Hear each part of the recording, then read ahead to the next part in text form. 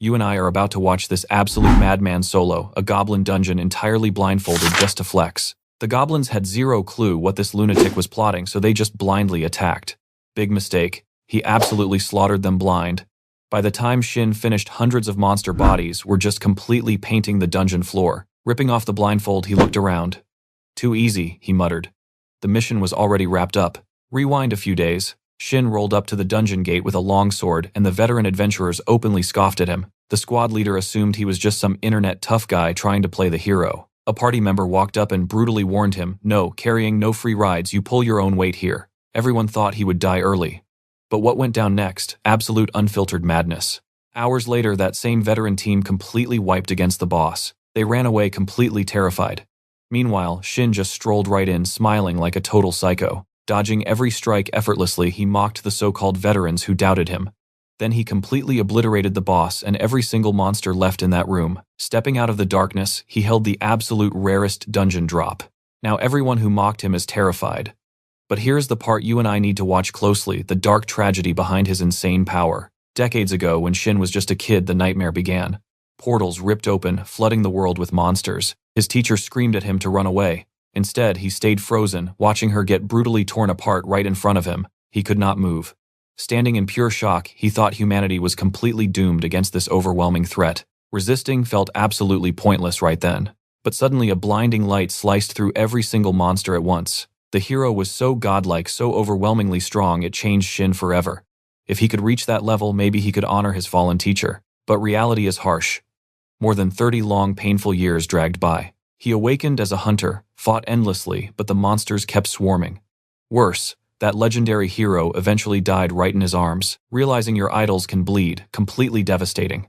With a shattered spirit, Shin pushed through 2 more decades of war. Reaching 55 years old, standing on a blood-soaked battlefield, he was the final survivor. Yet he seriously wonders why he is still grinding this intensely at almost 60 years old. 30 years ago, Shin Sang-hyun debuted as a swordsman. Peaking in the top 100 nationally was basically his greatest flex, which honestly means nothing when hunters are everywhere. Now, after surviving that brutal dungeon, a rare skill book drops as his reward. Remembering how he absorbed artifacts in the past, he wonders if this book works the same. Suddenly, a presence manifests. The Constellation late exemplary student pops out, totally hyping up our protagonist for that flawless final attack. This glowing figure is literally the physical avatar of Shin Sang-hyun's personal constellation. Let's pause. You and I both know the rule here. Adventurers must sign contracts with constellations. And honestly, he is incredibly lucky he secured one. But thanks to the Constellation's absolutely ridiculous contract conditions, he basically got 0 perks from it so far. The entity urges him to consume the book. He does not chew it obviously, but absorbs its raw energy, literally the only unique skill he ever managed to awaken. See, before awakening this, Shin Sang-hyun was completely useless with magic items. Back then, pure desperation made him try devouring artifacts, but absolutely nothing happened. The crazy experiment failed completely. 30 grueling years went by, and he still could not equip a single piece of loot he grinded for, until finally he figured out how to sync his mana with specific items, absorbing their power directly. He named this technique artifact devouring, but discovering this trick way too late meant rival hunters were already miles ahead of him, leaving him heavily outmatched. Examining his new reward, he realizes there are absolutely 0 instructions on it. His constellation snatches the book up desperately, trying to analyze how it works. But the spirit quickly admits it knows almost nothing about Shin's devouring skill, looking super apologetic for being totally useless. It tries cheering him up, suggesting he just take his time syncing his mana. Clearly annoyed, Shin snaps back that time is running out. He is literally old enough to be the dad of these new hotshot rookies. Sighing, he immediately apologizes.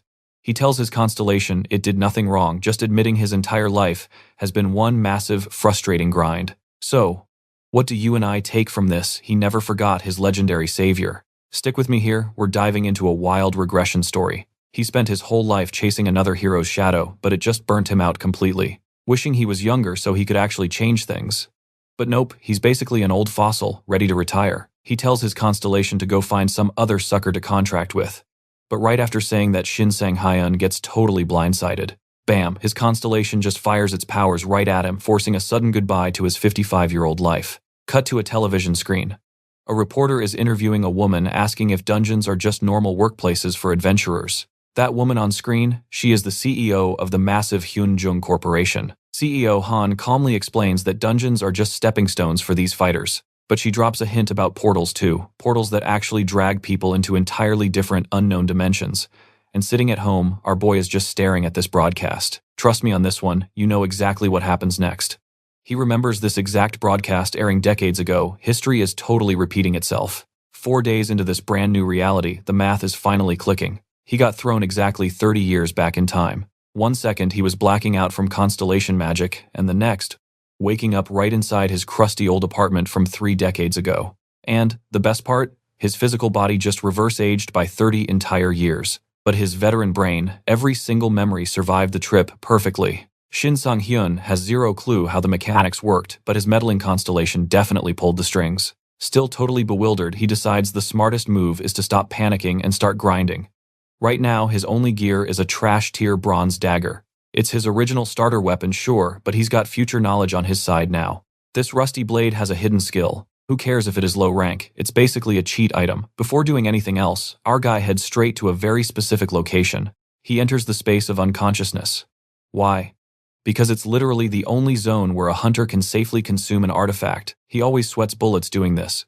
Suddenly an artifact pops right out of thin air, looking exactly like normal food. Thank God, he lets out a massive sigh of relief. This time, it's actual decent grub instead of a giant, disgusting centipede. If eating artifacts was always this delicious, he would hit max level in no time. He chows down on the chicken, absorbing the dagger's core essence, and instantly unlocks the weapon's completely broken hidden ability, Demon Strike. After completely devouring the meal, the physical dagger vanishes for good, a natural consequence of absorbing its raw power. Either way, our guy secured the bag and is locked in.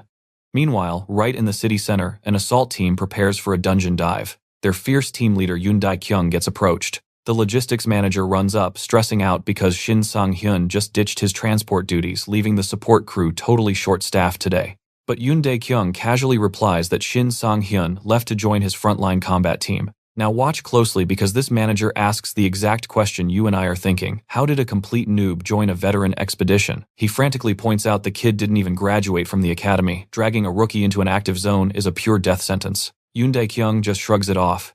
He is the boss here, totally in control of his group and their entire loot distribution system anyway. The sheer aura intimidates the poor manager, who immediately apologizes.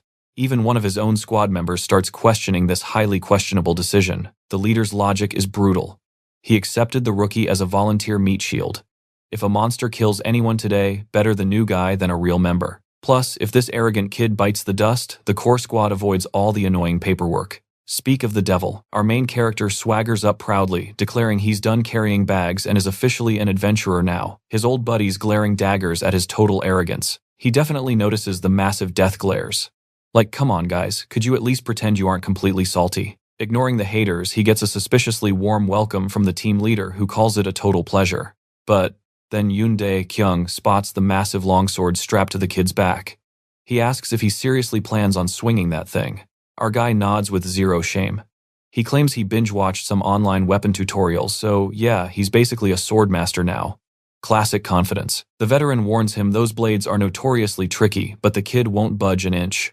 Giving up, the leader fakes a smile, praising his fiery spirit and saying he's really counting on him inside the raid. With the final party member officially present, the heavy doors open, and this dungeon raid can finally kick off. Yoon Dae-kyung lays down the absolute golden rule inside. Group up tight at the entrance. Absolutely nobody plays solo hero today. Understood. But internally, the leader is laughing. He thinks this rookie is way out of his depth.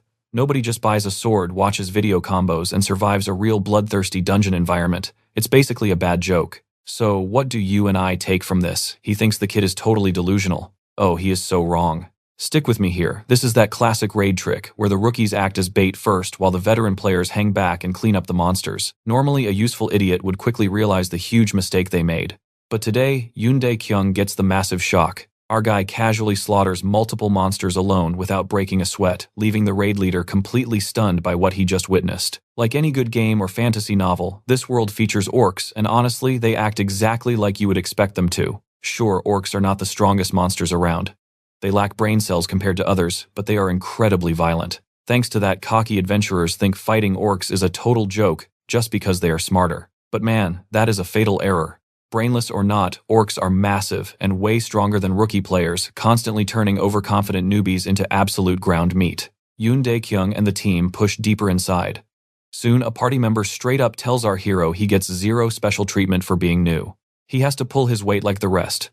Shin Sang-yoon just casually agrees. Still, the guy keeps nagging him to try hard, or else he will definitely get left behind. Our main character simply asks if he was actually the one in the way. Totally confused, the adventurer asks what he means. Here is where you and I need to watch carefully. An orc ambushes them out of nowhere. But our guy does not flinch, totally expecting this sneaky trap. The veteran blocks with his shield, yelling at Shin Sang-yoon to actually do something instead of just watching. But in the exact same breath, the guy insists he needs zero help. He screams at the rookie to step back, refusing to have a newbie death on his conscience. That stupid distraction almost ruins him as the adventurer barely dodges a heavy hit. Yoondae Kyung swoops in at the last second, knocking the orc backward to save him. The leader yells to stay calm and reform lines. Taking a solid defensive stance, he orders a Shri One to cover his back.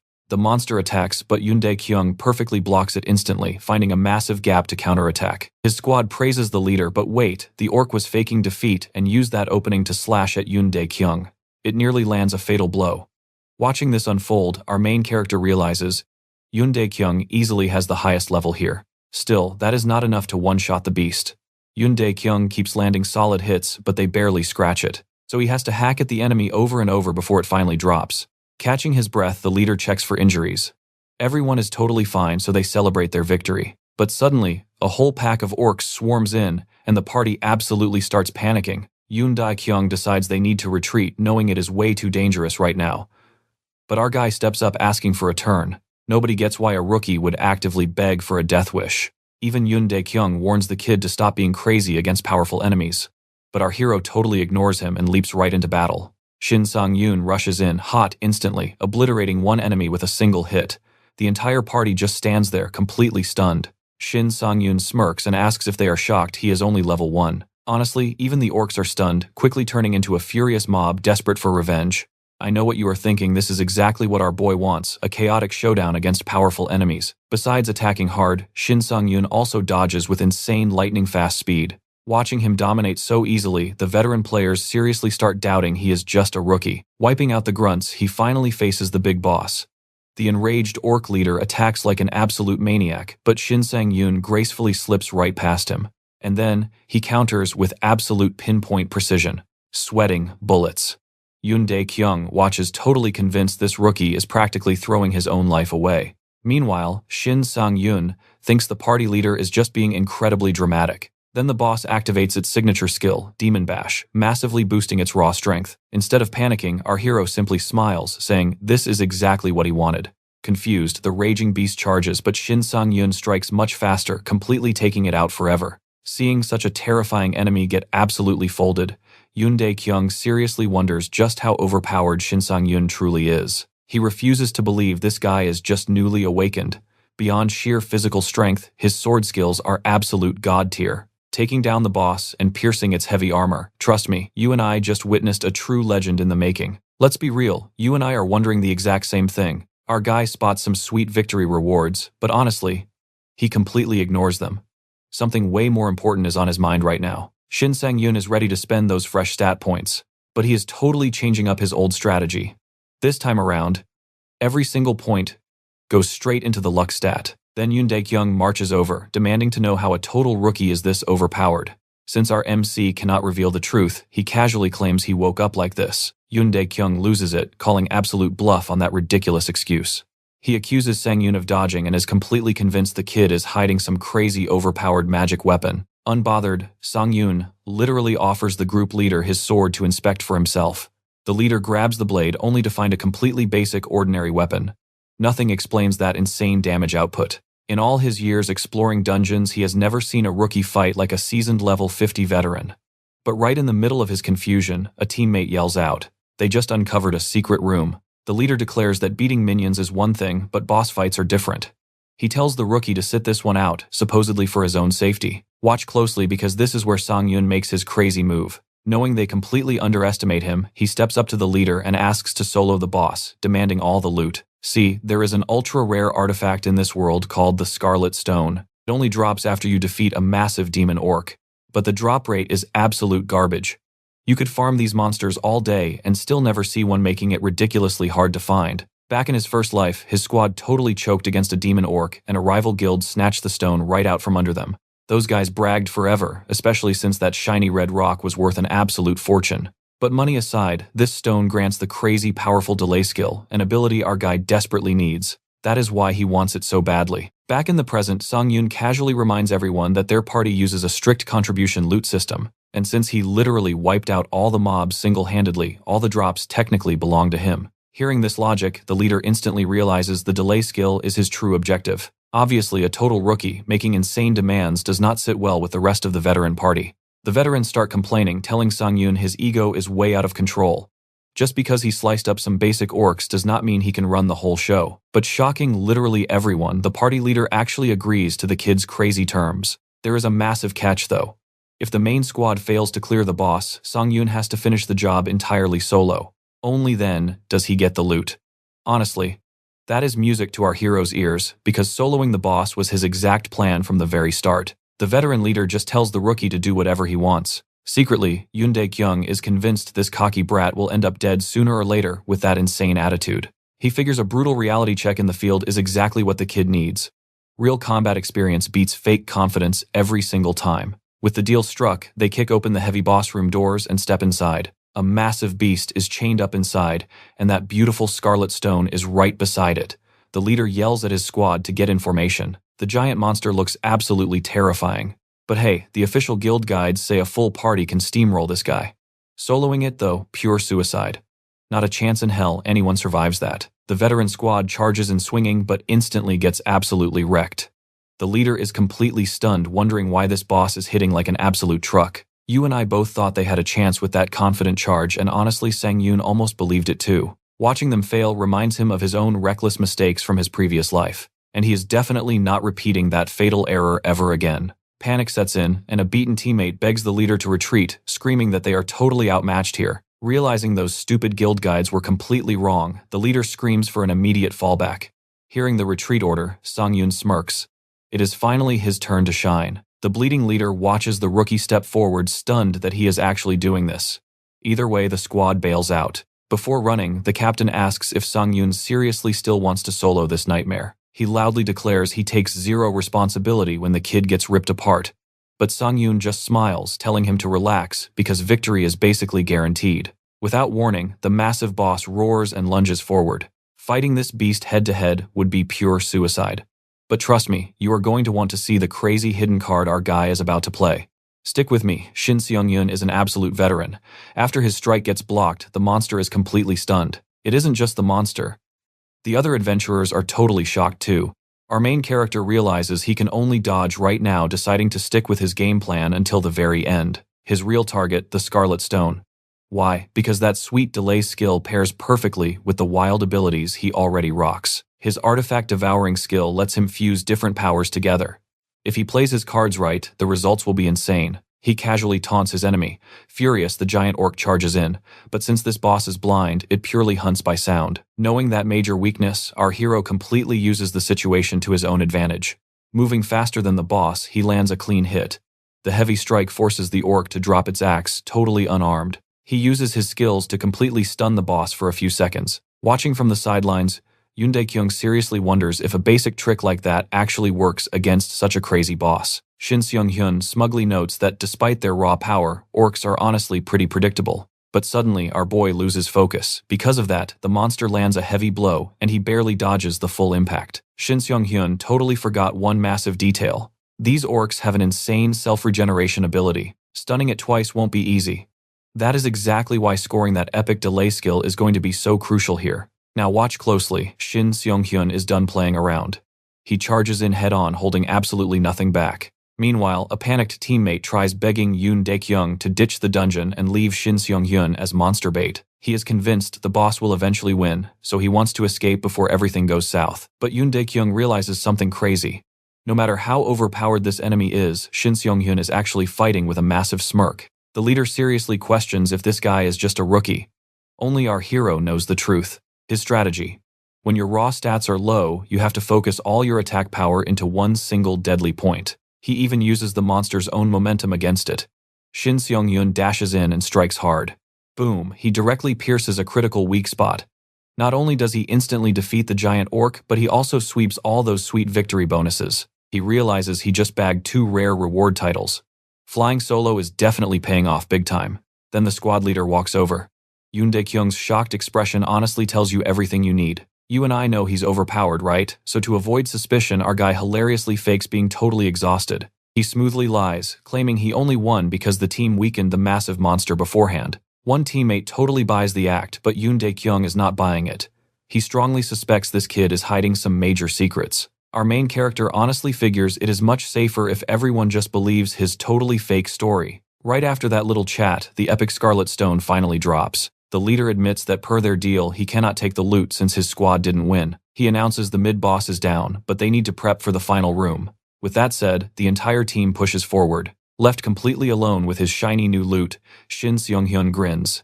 He finally got his prize. A bit later, our guy heads back to the unconscious farm. That crazy artifact he snagged literally turned into a bowl of pork stew. Looking at it, he knows it's going to be delicious. So he easily devours the meal, assimilates the rare artifact, and officially unlocks Delay. Shin Seong-hyun is actually sweating a bit since he really wanted this. Plus, he discovers this new skill combos perfectly with Demon Bash for massive damage.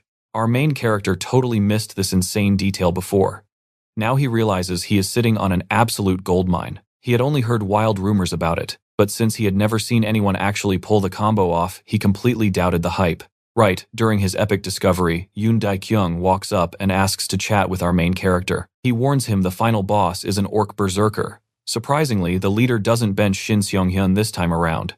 Yoon Dae-kyung admits that if he cannot utilize a talented teammate like him, he is a total failure as a leader. He declares he is heavily relying on our hero now, promising their loot deal remains exactly the same. Moments later, a random party member shouts that they are finally ready. But that jealous hater is furious about his spotlight. Trust me, we need to see what happens next. Alright, you and I are jumping right back into the action. Shin Sang-hyun already sees right through this tension, so the leader promises drinks after the raid just to keep everyone from snapping at each other. Soon after, they step right into the final boss room. That orc berserker is radiating an absolutely terrifying aura.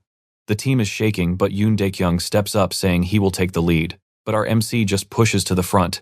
He casually tells everyone to follow his lead. Shin Sang-hyun does the math. This boss actually has weaker skill resistance than the last orc he dropped. As long as he keeps his cool stunning, this beast will be a total breeze. Honestly, he is even shocking himself with this much confidence. In his past life, he never acted this bold. Back then, young Sang-hyun was terrified of everything.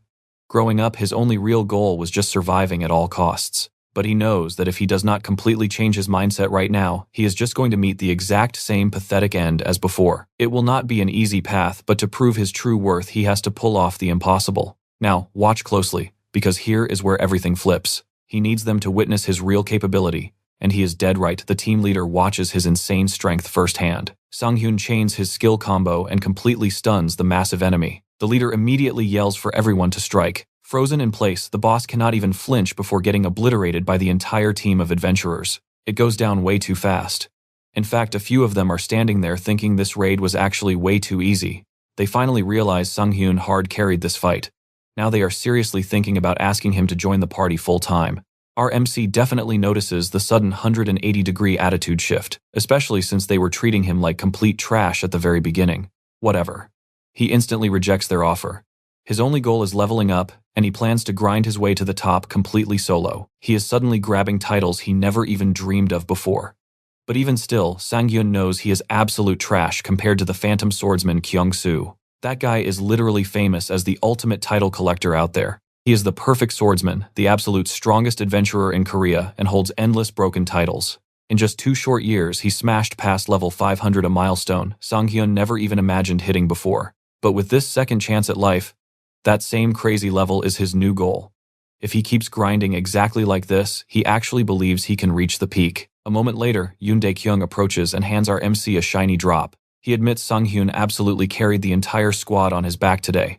Because of that insane performance, he gets the loot. He claims it is not some super rare artifact, just a simple gesture of his gratitude. But deep down, Sang-hyun knows this guy is only handing it over because they are probably never going to cross paths ever again. It feels cold, but he knows exactly how this brutal world works. Getting attached to random hunters is just a quick way to die.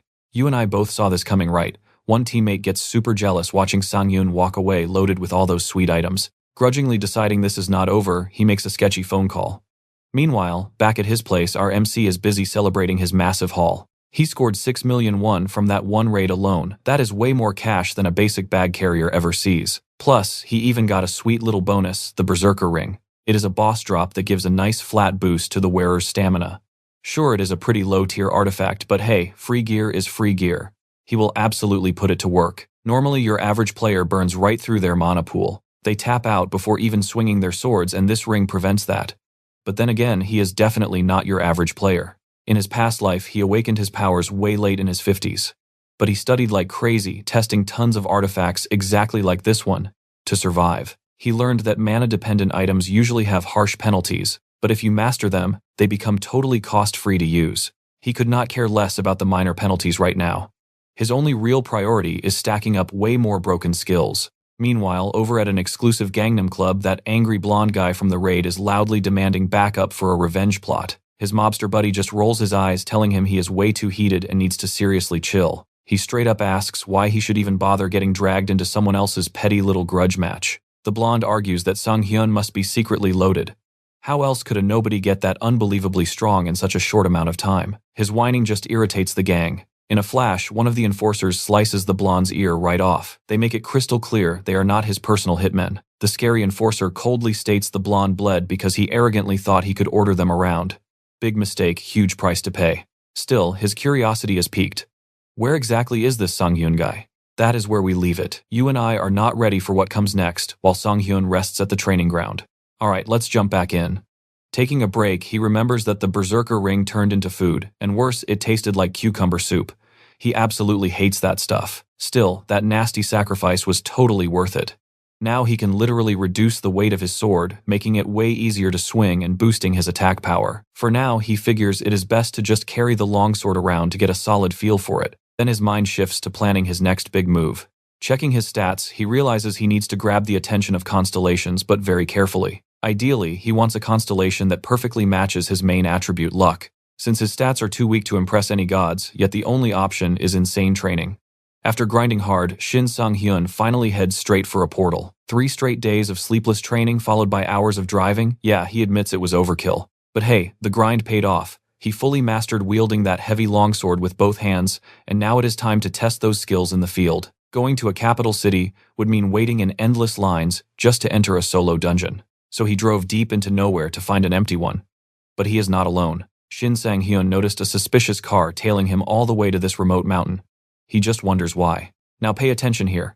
Whatever their reason, he figures this dungeon will settle it. The gang creeps in right behind him. He casually points out that this specific dungeon is strictly meant for solo adventurers only, so there is zero chance they wandered in by accident. He got here first, and he is absolutely not giving up his spot. The gang leader smirks, noting that Shin Sang-hyun is no fool, totally ignoring their intel. Shin Sang-hyun instantly reads the room. This is a hit squad here just for him. Plus no healers or mages anywhere in sight. Nothing but swordsmen and archers. That makes them player killers. And Shin Sang-hyun is the main target. The thugs coldly announce they are going to bury him right here, leaving absolutely zero witnesses behind. Funny enough, he remembers that the Adventurers Association wiped out trash mobs like this in his past life. In these setups, the archers are always the biggest threat. Knowing that he smirks, he was not just standing there uselessly. He flat out warns them that 4 fresh corpses are about to hit the dirt. He even mocks how they plan to explain the bodies outside. One thug rages, but the leader demands a clean kill. But the team brute is done talking. Shin Sang-hyun instantly provokes him, telling him to obey his boss. That pushes the big guy right over the edge, and he blindly charges. Shin Sang-hyun thinks the law of the jungle was literally made for places like dungeons. Monsters have always tried to end his life, but greedy artifact-hunting humans are no different. You and I both know the truth about these places. Dungeons are lawless zones, and the only real rule down here is kill or be killed. That golden rule kept him alive through his entire past life. So, as far as he is concerned, whatever blood gets spilled today is simply pure self-defense. The massive brute drops instantly. Shin Sang-hyun casually looks at the rest, asking if they are stepping up. Furious, the remaining thugs rush him. Their leader tries to back up, desperately ordering his archer to lay down some cover fire. But the archer is frozen in pure shock. He knew that giant brute was an idiot, but his raw strength was undeniable. How did some newly awakened rookie manage to one-shot his powerhouse friend like that? Realizing they are fighting a literal monster, he panics and fires his arrows. Useless. Shin Sung-hyun easily swats them away. The archer freezes, totally stunned that his attack failed, and that split second of distraction earns him a direct hit. The gang leader gasps. Shin Sung-hyun just hurled his massive longsword like a javelin without breaking a sweat, leaving himself completely bare-handed. Seeing a golden opportunity, the leader decides to strike hard before the kid can retrieve his weapon. Convinced the target is wide open, he and his last buddy charge forward. Shin Sang-hyun dashes toward his blade while the killers rush to intercept him first. Not even close. He slips past them with a perfect last-second dodge. Now his hands are back on the hilt enemies at point blank. A bloody moment later, the trash is taken out. He really wanted to avoid this mess, but hey, free experience points. Checking his status screen, he hits level 50. Even better, he scored a sweet recovery ring looted straight off the big guy who recklessly rushed him first. Classic rookie mistake. So, what do we learn here? He realizes, if he had just blindly relied on his stun effects, things could have gotten ugly. He needs to stay sharp. Meanwhile, deeper down, goblins are busy mining away. Stick with me here, Shin Sang-hyun. Just crashed the party. He is completely blindfolded. Why? To unlock the Lucky Day title, he actually needs to slaughter 500 monsters without seeing a thing. The goblins are totally confused. I mean, some dude with a blindfold is somehow staring them down. Shin Sang-hyun is just waiting for them to move. He can feel every single enemy around him, even in total darkness. So it is all about sound now. One mistake, and he is done. He sharpens his focus, tuning into every tiny rustle nearby. And yeah, he adapts instantly. The second a goblin lunges, Shin Sang-hyun slices it with absolute precision. He instantly wipes out the surrounding mob. Honestly, the rush of power feels absolutely incredible. Suddenly, he senses an attack flying in from far away. No big deal. He literally snatches the arrow mid-air before it hits. The enemy archer is just left completely stunned. He admits it is a dangerous day, but it triggers a memory from his past. Boom, his perception fully awakens. Zero fear left. He basically taunts them, telling the whole mob to attack at once. The goblins rush in, but it is a total massacre. He takes them down one by one, showing zero mercy, leaving the survivors in pure despair. Eventually, he completely clears the wave. Title secured, he rips off the blindfold, but hold on, the fight isn't actually over just yet. A few stragglers wander in, staring at the absolute bloodbath he just left behind. Shin Sang-hyun spots the remaining goblins trembling in the distance. Hey, farming some extra experience points never hurt anyone. Area officially cleared. He celebrates his massive luck boost, already calculating the insane profit he is going to make from all this goblin loot as he walks away. Now watch closely because everything around him suddenly gets intensely dark. He realizes he is finally getting his biggest wish. 3 literal god-tier constellations have descended to claim him, and now he has to make a massive choice. Staring at these 3 cosmic beings, he admits this happened way faster than he planned. But as the stunning goddess steps up, he suddenly feels a bit out of his depth. He is totally speechless. I mean, nothing like this ever happened to him in his previous life. Shockingly, the goddess of luck smiles. She says she has never seen such a fascinating swordsman before. He smoothly replies that he is feeling pretty lucky. Inside, he is sweating out pure relief that they all want him. He recognizes the janitor of the fallen dimension, a being obsessed with killers. Slaughtering that goblin horde definitely put him on its radar. Then there is the pilgrim of the great expanse who only ever visits players. Specifically, players destined to become saints. Our guy is completely clueless here. What did he do to attract a holy being? He figures the pilgrim just tagged along because the goddess is super popular. Regardless, the goddess tells him she has 0 strict demands. Get this, even if he picks someone else, she is still open to a contract later. You and I both know this is an absolutely insane cheat code. In his past life, he only knew one single guy who pulled this off, a legend known as the Miracle Archer. Hashimoto Yuki was an absolute beast, never missing a shot and having infinite arrows. Why? Because he had 2 active constellations, making the impossible completely possible. Overwhelmed, our main character admits he wasn't ready to face 3 cosmic beings at once. He needs time to think. But the constellations are impatient. They pressure him to make his final choice right here, right now. The goddess of luck is honestly an amazing pick, but if he locks her in, he has to accept that the other gods will totally reject him forever. He remembers his past, 10 rough years as an adventurer, and only one constellation ever wanted him, the late exemplary student, who looked stunning by the way. Despite a purely miserable journey back then, he truly believed he had a bright future with that sponsor. But absolute crickets until he hit 55. He basically never unlocked the true god-tier power of his constellation. In fact, he only saw that kind of epic power after reincarnating into this brand new life. Honestly, he is grateful. Still, he has to be smart here. Messing up now means game over because second chances do not grow on trees. He is weighing his options: holy buffs, absolute destruction, or insane power multipliers, or a massive luck boost. Mind made up, he formally accepts the goddess of luck. 30-year contract locked in. Even if he dies early, you and I are definitely sticking around to find out. Alright, stick with me here.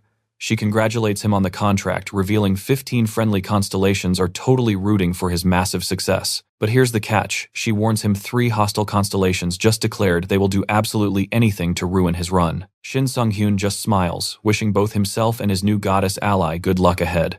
She praises his smart choice and instantly hands over some wild benefits. Shin Sung-hyun is completely stunned, realizing these new abilities are just straight up broken. The goddess winks, calling it a contract perk that he totally earned through his own hard work. When she asks about those other pending constellation offers, Shin Sang-hyun instantly rejects the remaining 2 options. The Pilgrim of the Great Expanse simply says it will wait for their next meeting. But the Janitor of the Fallen Dimension, totally salty. It threatens to eliminate him right now just for rejecting the offer. Honestly, Shin Sung-hyun figures with the literal goddess of luck backing him up, he really has zero reason to panic. He assumes another constellation will eventually show up anyway. Contract sealed, he marches right into the dungeon boss chamber for a showdown.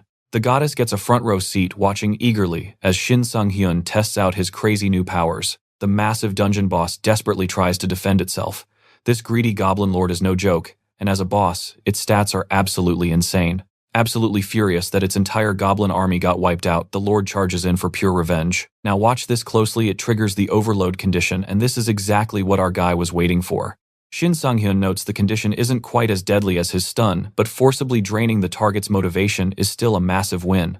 Overconfident, the massive enemy attacks with full force, only to realize it hit nothing but empty air. Shin Sang-hyun easily dodges the strike, his mind already spinning with plans for how he will use this boss's stolen ability later. He smirks, deciding it is the perfect time to test out his new luck in actual combat with this walking punching bag right in front of him. Boom. He lands a brutally clean hit. The Goblin Lord cannot even react, completely overwhelmed, as Shin Sang-hyun takes total control of the entire battlefield. By combining his crazy new abilities, he has the monster exactly where he wants it. He lands a devastating combo in mere seconds, coldly stating that no matter its strength, this boss is getting completely eliminated today. Beaten to a pulp, the enemy finally drops. Shin Sang-hyun lets out a huge sigh of relief, celebrating the win and that sweet new attribute boost. It took way longer than expected, but he is thrilled. I mean, after 3 sleepless days of grinding, fighting off a gang, crushing 500 goblins, and soloing a boss, he is exhausted. The goddess points out that his luck is truly off the charts, allowing him to survive all that absolute chaos and still remain standing. She notes that pure luck is a powerful skill itself, feeling super grateful to support an adventurer who literally cannot lose. Anyway, Shin Sang-hyun checks out his brand new luck attribute and realizes it has shattered the 100-point mark. You and I know how broken that is. He hit the bonus threshold, meaning every single one of his other abilities is now boosted by luck. His success rate just skyrocketed across the board. Plus, high luck completely rigs the system for top-tier monster loot drops. Case in point, the boss drops its massive shield, which actually turns out to be a super rare silver rank piece of gear. Shin Sang-hyun grins, crediting the goddess for this guaranteed artifact drop, knowing it will be incredibly useful for future dungeon raids. He quickly sinks his own mana with the shiny new shield, a move that gets the goddess absolutely hyped up. Fast forward to Jamsil Station, where our guy just got a proposal flat out rejected. He practically begs the stubborn attendant to reconsider, but she refuses to budge. Still, Shin Sang-hyun refuses to just give up and walk away. See, 2 hours earlier on the road, he originally thought selling the boss's shield would buy him a solid meal. He figured his massive luck boost would cover him, but out of nowhere, his old car started flashing a ton of crazy warning signals. That was the moment he realized he desperately needed a new car. This was a huge problem. He was already prepping to move, and adding a massive new car expense was a total disaster. After surviving that recent brutal attack, Shin Sang-hyun decided living in the player's city with its constant surveillance was easily his safest bet. But moving meant sacrificing gear upgrades just to afford a safe apartment, and now he had to buy a brand new vehicle too. To make any of this happen, the guy needed serious cash. So he headed to the only place that pays big, the Adventurers Association. By officially joining up, he could grab higher tier missions and make bank. Back in the present, the desk attendant absolutely refuses to let Shin Sang-hyun enter a level 100 dungeon, telling him to pick something meant for a rookie. But our main character insists he will not be a burden, totally confident he can crush it despite only being level 17. She warns the last guy who said that met a bad end. But trust me, you and I need to see what happens next. So yeah, she definitely wasn't about to make that mistake again. Stick with me, we all know players who talk too big. But our guy, he actually regressed. He knows exactly what he is doing. Right mid-argument, a girl casually strolls over asking what all the loud commotion is about. Enter Kim Miso, an elite adventurer straight from the Eden Guild. Shin Sung-hyun immediately recognizes her. She is the Devastation shooter, literally the very first player to hit level 100 and officially claim that insane title. But the craziest part, she is actually the daughter of Kim Yoon-cheol, the mega-rich president of Shinsung Biotech. She parties up with Shin Tae-il, the shadow assassin, literally Korea's deadliest rogue. Oh, and Cho Jin-ho, one of the absolute best swordsmen in the entire country, rolls with them too. They all run the Eden Guild, where her rich dad is conveniently the biggest shareholder. Basically, Kim Miso was born with the most massive silver spoon in adventurer history. Kim Miso casually mentions she has never even seen our MC before. Then she directly asks why he is trying so desperately to enter a level 100 dungeon. Watching this go down, the crowd assumes Kim Miso is just taking pity on some clueless noob. Because honestly, only a total rookie would demand something that crazy. Our MC stays totally chill. He simply says he needs cash and knows exactly what he is facing. He actually remembers trying to join Kim Miso's guild in his past life. They completely rejected him, but hey, he holds absolutely zero grudges about it now. Anyway, Kim Miso drops a reality check asking if he realizes he cannot even start this mission because solo runs are strictly banned right now. Hearing this, it suddenly clicks. Solo dungeon runs will not be patched in for another 4 years. He completely forgot about that early game rule. He quickly apologizes for the mix-up and turns to leave. Watch closely here, she actually invites him to team up instead. Everyone else in the room is completely stunned, basically choking on their own jealousy right now. Meanwhile, our MC narrows his eyes. What exactly is her master plan with this random invite? She claims she just loves helping out rookies, but Shin Sung-hyun tells her straight up it is nothing personal at all. He just absolutely refuses to trust strangers in this dangerous world. Kim Miso says she has zero specific conditions for teaming up. However, if he ends up disappointing her, he will definitely have to pay the price. Hearing that subtle threat, Shin Sung-hyun immediately realizes she just wants to put him to the test. He knows her massive influence goes way beyond just being a top-tier player. She is a famous model whose outfits sell out instantly. But the second she spots a newbie with too much ego, she basically completely ruins their entire adventuring career on the spot. Before stepping inside, Kim Miso already knew that all her elite guildmates were completely booked up, and she really desperately needed someone to tag along for a quest. So when she walked in and saw some guy begging, she honestly did not hesitate. Thanks to that annoying party rule, our guy was totally stuck. But to Kim Miso, she just saw a fiercely confident player standing right there, refusing to back down. Since he was a total mystery, her curiosity piqued. Snapping back to reality, she casually asks Shin Sung-hyun which exact mission he wanted. The nervous receptionist reveals it is a defense quest. You literally have to wipe out every single monster guarding the tower. Kim Miso blinks in genuine surprise.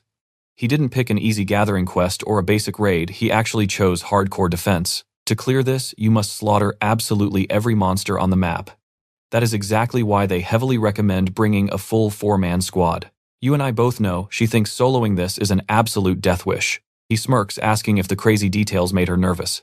He is totally fine teaming up with her, but casually adds she can invite more friends if she feels scared. Kim Miso firmly states that extra backup won't be necessary. She decides that just the two of them, her and Shin Sung-hyun, can easily clear this. The exact second they accept boom, they are instantly teleported straight into the dungeon. The poor receptionist just prays they survive while the surrounding players watch in absolute shock. Even knowing how insanely overpowered Kim Miso is, nobody believes she and some random newbie can survive a run this difficult alone. One guy totally disagrees though. He points out that the association recently built a brand new ranking system just to measure raw strength and scale dungeons perfectly. This new system uses 2 strict rules for ranks. First is total dungeons cleared, and second is a player's raw, unfiltered battle sense in combat. Kim Miso earned an A+ ranking on her battle sense alone, meaning literally 0 known monsters are stronger than her right now. That lucky noob basically just won the lottery having someone that godly carrying him. Cut to the dungeon, they are finally inside. Kim Miso hangs back in the rear guard, perfectly normal since she plays an archer. She plans to protect him if things get wild. And trust me, you and I definitely want to see what happens when this fight starts. Let's jump in. She thinks Shin Sung-hyun is way too cocky and it is going to cost him big time. She figures this exact mission will finally teach him a lesson. Half an hour ago, our guy told her to just sit back and only step in if things got messy. Do that and she gets 5% of the total cut. Kim Miso agreed that 5% for doing absolutely nothing was a solid deal. But she also called him out, saying nobody could solo this mission with at least 300 monsters waiting up ahead. Even for top-tier players, this run would be an absolute nightmare.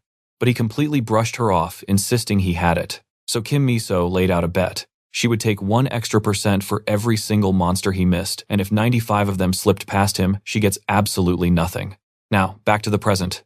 He stares down the wolf pack, dead set on leaving 0 leftovers for Kim Miso. He plans to wipe the floor with them before she even lifts a finger, and with that, he dives straight in. Watching from above, Kim Miso gets a perfect front row seat to the carnage, and right then it hits her he is not just some cocky amateur but a legitimately top-tier fighter. His combat stance uses incredible reach, a rare technique she had only ever seen from her own elite teammate before. Plus, there is 0 wasted motion. Every single swing of his blade cleanly tears through multiple enemies at once. But honestly, she still doubts him. The sheer number of wolves swarming Shin Sang-yoon is insane, and these are absolutely not mobs a level 17 player should be surviving. But then she spots something totally unexpected. Now, watch this closely. Every single monster freezes in place. Our guy just dropped a massive area stun. The shock completely throws her off. She literally loses her footing and almost tumbles right off her high vantage point. Well, now his crazy confidence makes complete sense. Still, she cannot help but wonder where the heck a freak like this even came from. Meanwhile, he just keeps slaughtering the beasts.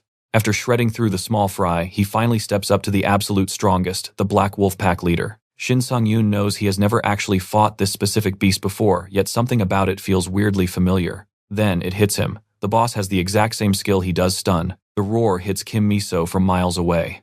Luckily, a magic artifact protects her from getting stunned, but she knows that was a seriously close call. She naturally assumes our boy down there took the full hit. If he is locked up, she has to dive in and save his life. In her mind, there is no way around it. Even if he uses stuns himself, a low-level player simply cannot break out of a boss-tier stun lock. Yeah, well, she is dead wrong, because right then he moves. I know what you are thinking, how is he pulling that off? Watching a level 17 player throw his powers around this casually is just absolutely mind-blowing. Even the giant wolf completely freezes, shocked that its prey is still moving. The beast literally could not comprehend someone breaking out of its trap. And that tiny split second of panic is all he needs. Our guy finds the perfect opening, lands one massive critical hit, and drops the boss cold. Dusting himself off, he complains about his clothes getting filthy. But hey, since he is already warmed up, he is totally down to keep the party going. Far away, Kim Miso is practically picking her jaw off the floor. How on earth has she never heard the name Shin Sang-yoon in the game before? With these back-to-back wins, his level is skyrocketing incredibly fast. He glances up, fully aware he is being watched. By now, Kim Miso has definitely seen more than enough to completely trust his fighting skills. But the real challenge is just starting. The actual final boss, the Full Moon Wolf Lord, suddenly lunges, but totally fails to land a single hit on him. You see, Shin Sang-yoon knows this specific boss uses completely unpredictable attack patterns. 30 years in the future, players will have this beast completely figured out, and since our boy literally regressed from that future, he already knows every single move. He launches a counterattack, though the heavy resistance of the boss means his strikes are barely leaving a scratch. Yet somehow this display manages to blow Kim Miso away even more.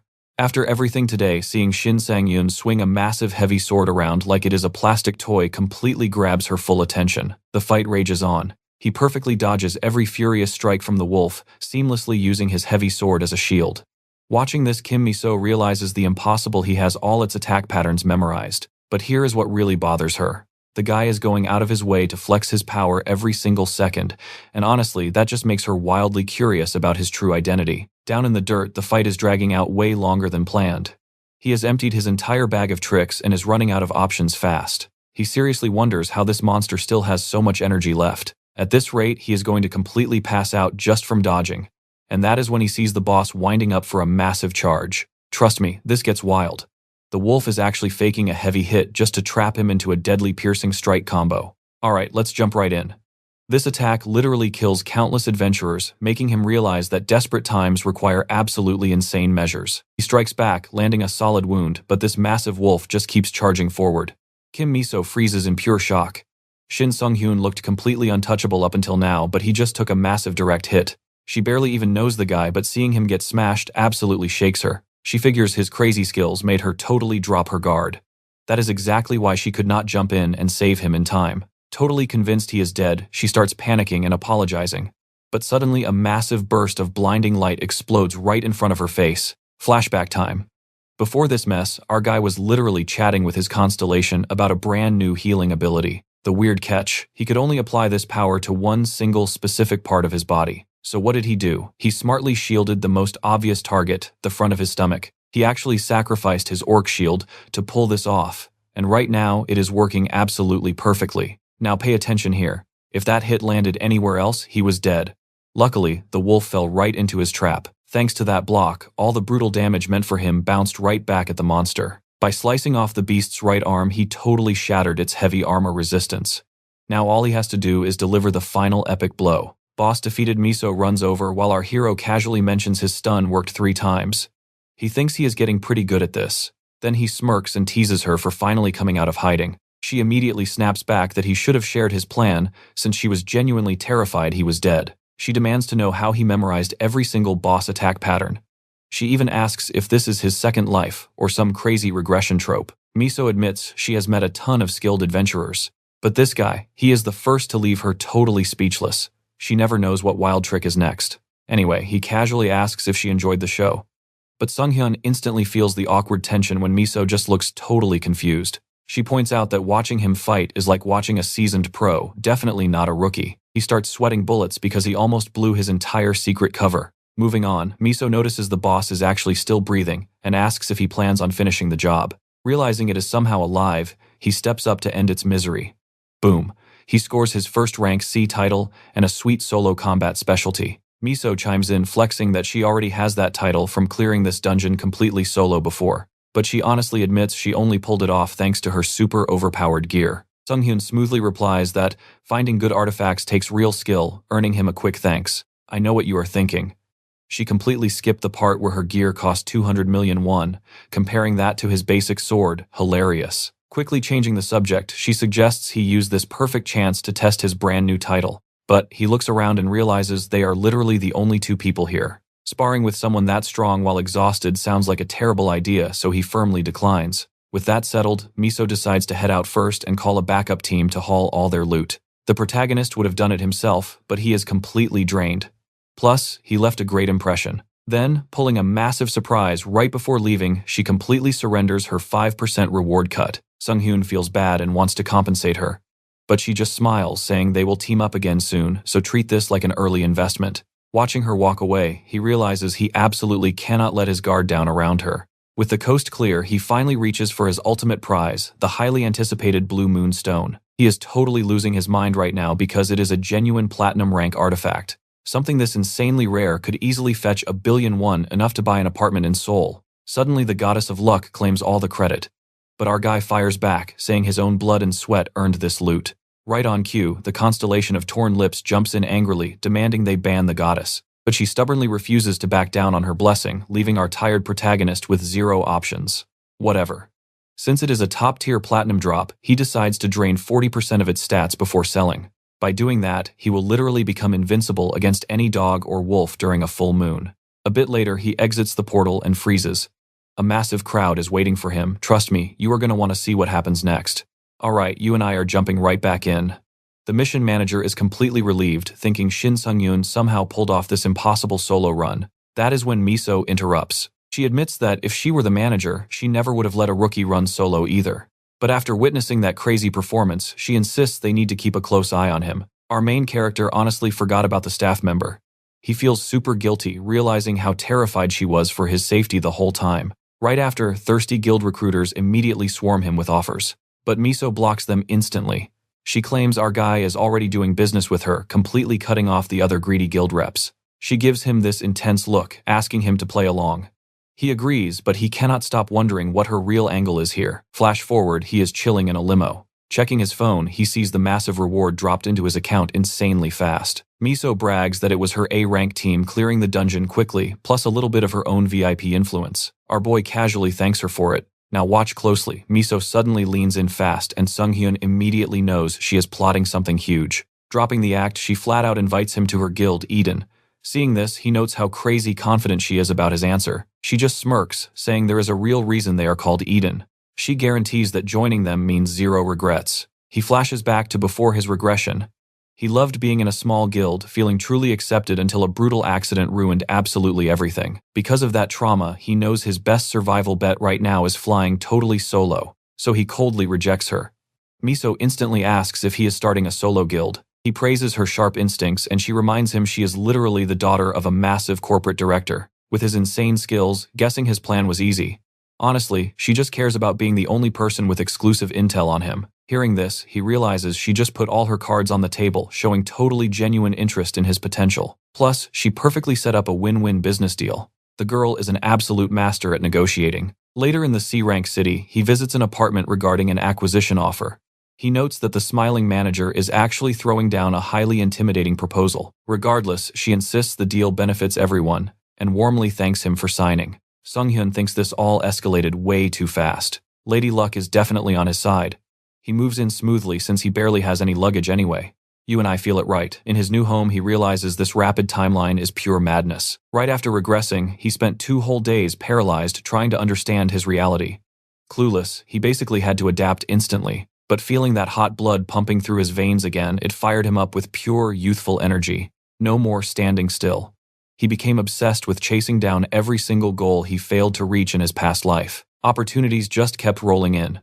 Back to the present, he is stunned, discovering a famous reporter actually called Miss Kim. Reporter Park Jung-min, from the Adventurer Gazette, mentions rumors fly fast hearing Sung-hyun is hanging in the exact same zone as Miso. He aggressively asks to do an interview. Soon after the ride, Miso drops our guy home. Before leaving, she drops a bomb. Her guild is raiding a totally unknown portal soon, and she wants him to tag along. It is a 4-person squad capped at level 120. She expects a no, but our guy instantly accepts the wild offer. Since he rejected her guild invite so brutally, she totally assumed he would skip this raid too. But honestly, he is just dying to explore a high-level portal. Everything else is background noise. Normal dungeons stay fixed, meaning their monsters and traps always follow super predictable, boring patterns. Portals are chaotic and constantly shifting. But Sung-hyun knows the golden rule here: insane risks equal legendary level rewards. Plus, diving into an unknown portal first gives him a huge chance of scoring a ridiculously overpowered artifact. He also bets Miso has some serious veteran experience clearing these mysterious portals. Otherwise, she never could have casually brushed off harsh debuffs from that black wolf. Swapping contacts, she hands him her phone, accidentally revealing a massive secret. Trust me, we are going to want to see this. Stick with me here. She instantly realizes her mistake and panics. She admits her head is a total mess lately. Still, the two finally swap numbers. Back home, our main character senses something is off with Kim Mi-so. But hey, even top-tier players hit rough patches sometimes, right? Plus, he has his own issues. He definitely cannot go around spilling secrets about his past. After all, if anyone discovered he actually regressed, total chaos.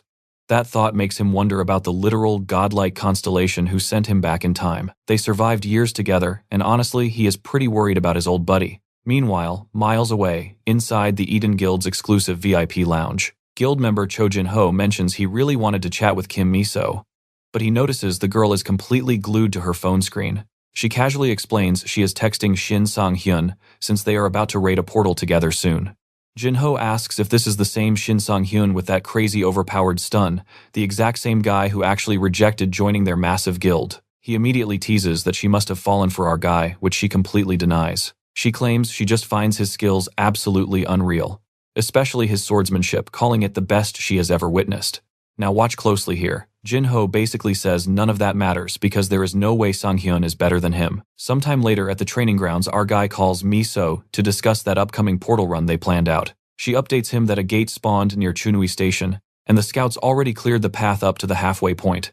She also shoots over all the detailed intel files so Sang-hyun can review everything. Scanning the details, our hero realizes this matches perfectly with his brand new unlocked skill. He thanks her and promises to call when he is fully prepped. Suddenly, Yoon Dae-kyung jokes that the Sang-hyun he used to know is now a literal celebrity. He says it is just beyond unbelievable. Our guy awkwardly denies it.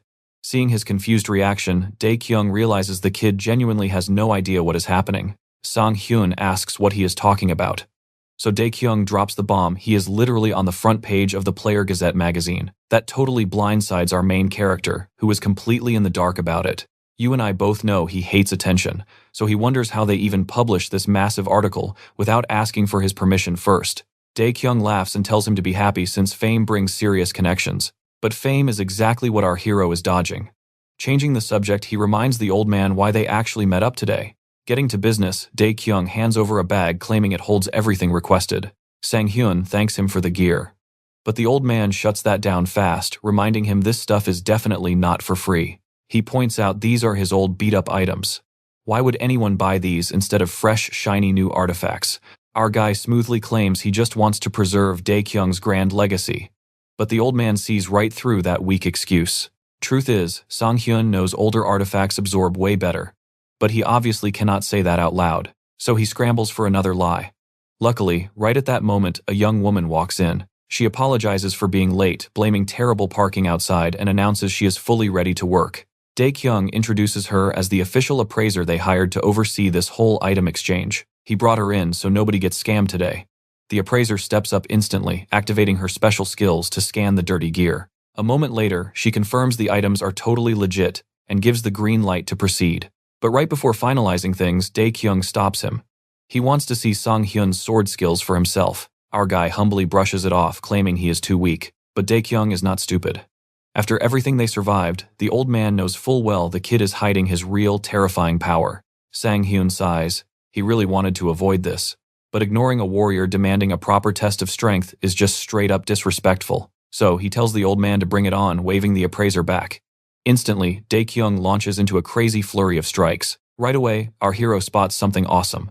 The old man is way stronger than before, clearly grinding hard since their last encounter. But wait, Sanghyun catches a weird flaw in his form and tells him to stop. He bluntly asks if his left arm is damaged. Totally shocked, Daekyung demands to know how he saw that. Our guy calmly explains the problem. Every single right-hand strike makes his left shoulder twitch way too fast, like he is overcompensating to protect it. Sighing, Daekyung admits, it is a nasty old injury acting up. He admits past battles totally wrecked his left side. And trust me, you are going to want to see how this fight ends next. Let's dive right in. Our boy says he can definitely fix that. According to Sanghyun, old injuries are totally fixable. You just can't run away from your weak spots, you have to face them head on. He tells Yoon Daekyung to adjust everything from his sword grip to his breathing. It's going to be brutal at first, but with time he'll push past his limits. Meanwhile, the appraiser is standing way back, looking completely lost. She has absolutely no idea what's happening. Seriously, what are these two even doing right now? Later on, our guy smiles. Dropping over 400 million won hurts, but these items are totally worth it. Still, he remembers the appraiser's weird expression. Whatever he needs to absorb these artifacts right away, especially before his next portal mission kicks off. But while he's distracted in traffic, he almost flattens somebody. Panicking, he asks if they're okay. But some dude just storms up, says he's done waiting, and orders Sanghyun out of the car right now. Our MC is totally confused. Where is all this random aggression coming from? This psycho actually threatens to burn the car with Sanghyun inside if he doesn't step out immediately. Then it hits him. He's definitely seen these faces before. It's Choi Young-chol and Cho Song-ho from the notorious Utopia Guild.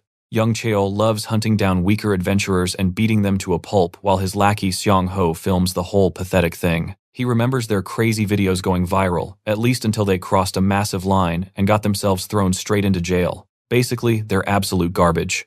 And right now, they just want to pick a fight. The goal, beat him down and post the footage online. Now, watch closely here. Our guy just wanted to head home and eat those artifacts, but instead he's dealing with this annoying mess. Stepping out of his ride, Sanghyun casually asks what their problem is. Young Cheol tells him to cool it, claiming he's just here to settle a little score. He says people are complaining about Sanghyun driving such a trashy car, so he kindly came over to smash that piece of junk into scrap metal. Boom, he literally kicks the MC's car, denting it. He barks at him to pack up and leave the complex before things get ugly. Meanwhile, a crowd starts gathering to watch the drama. It only takes a second for someone to recognize Sanghyun. I mean, his face has been all over the news. Hearing the whispers, Young Cheol tells his lackey to do a quick search on this guy. Song-ho checks his phone. Wait, this rookie just cleared a level 100 mission solo with Kim Miso's backing. Young Cheol scoffs. He looks the MC up and down, doubting that crazy stat is even real. Seong-ho laughs, guessing Miso carried the entire raid, while this weak-looking rookie just stood back and stole all the credit. You and I know how this ends. Easy prey, right? They figure beating up a famous rookie is the perfect clickbait for their next stream. While Seong-ho fires up the livestream, Young Cheol gets right in his face. He challenges Sanghyun to a duel. The loser gets permanently banned from the adventurer's city. He smirks, promising to vanish forever if the rookie somehow wins. Obviously, our MC accepts without hesitating. But wait, he adds a condition. Young Cheol has to bet 500 million won and his shiny watch. Otherwise get lost. Young Cheol completely loses his mind at the sheer disrespect. Then Seong-ho nudges his boss.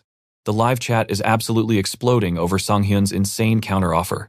Our MC grins, asking if the big bad bully is suddenly scared. Trapped by his own massive ego, young Chol can't back down now. The showdown is officially on. A massive crowd pushes in to watch the carnage firsthand.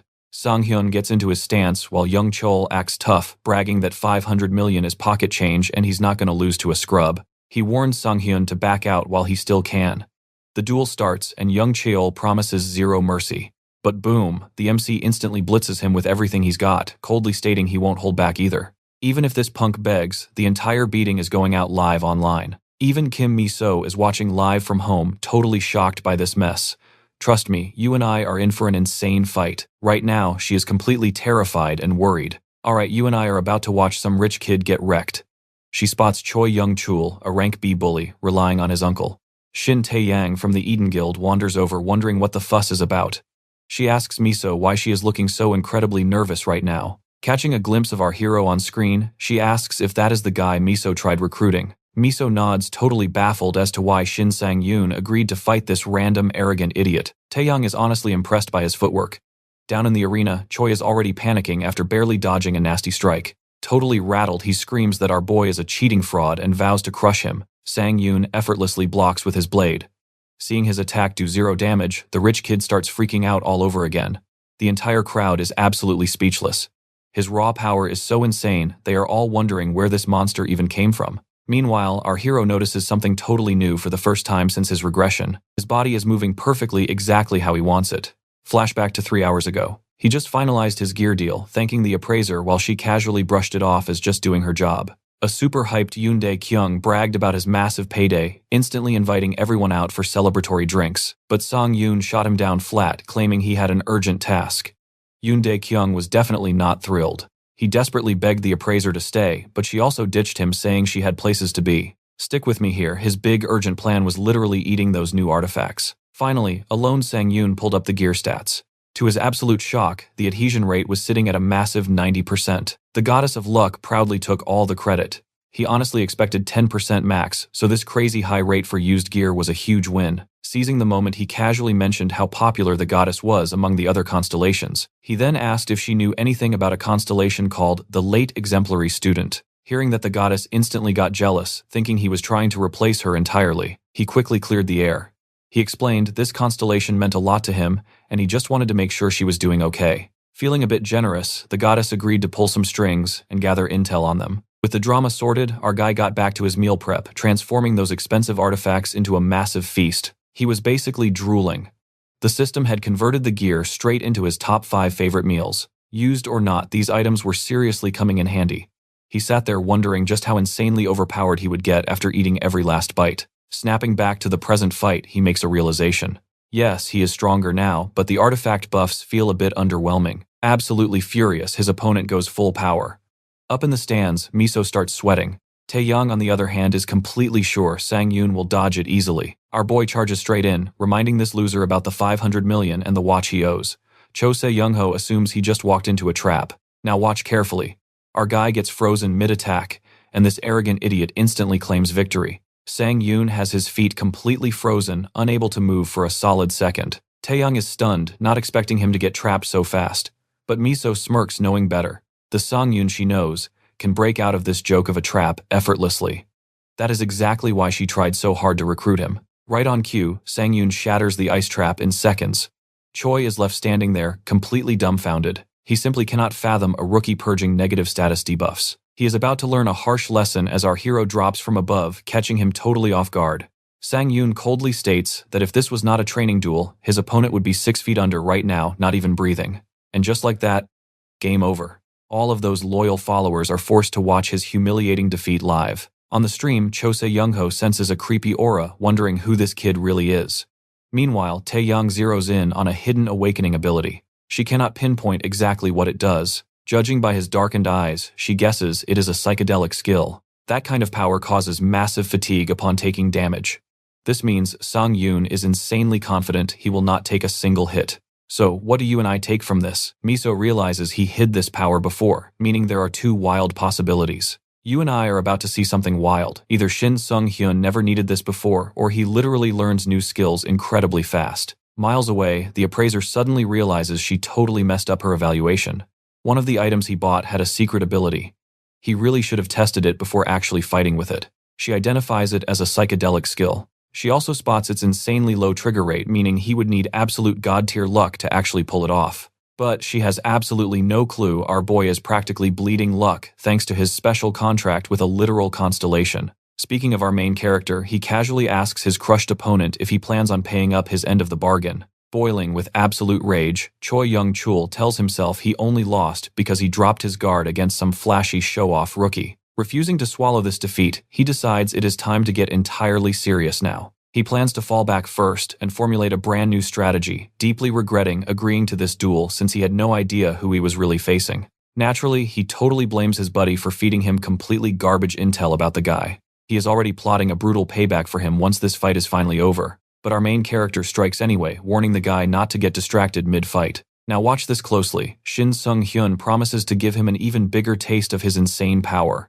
He can beat him down endlessly since training mode literally stops either of them from dying to a fatal blow. Terrified and desperate, Choi Young-chul begs for mercy, screaming that he gives up and will pay everything.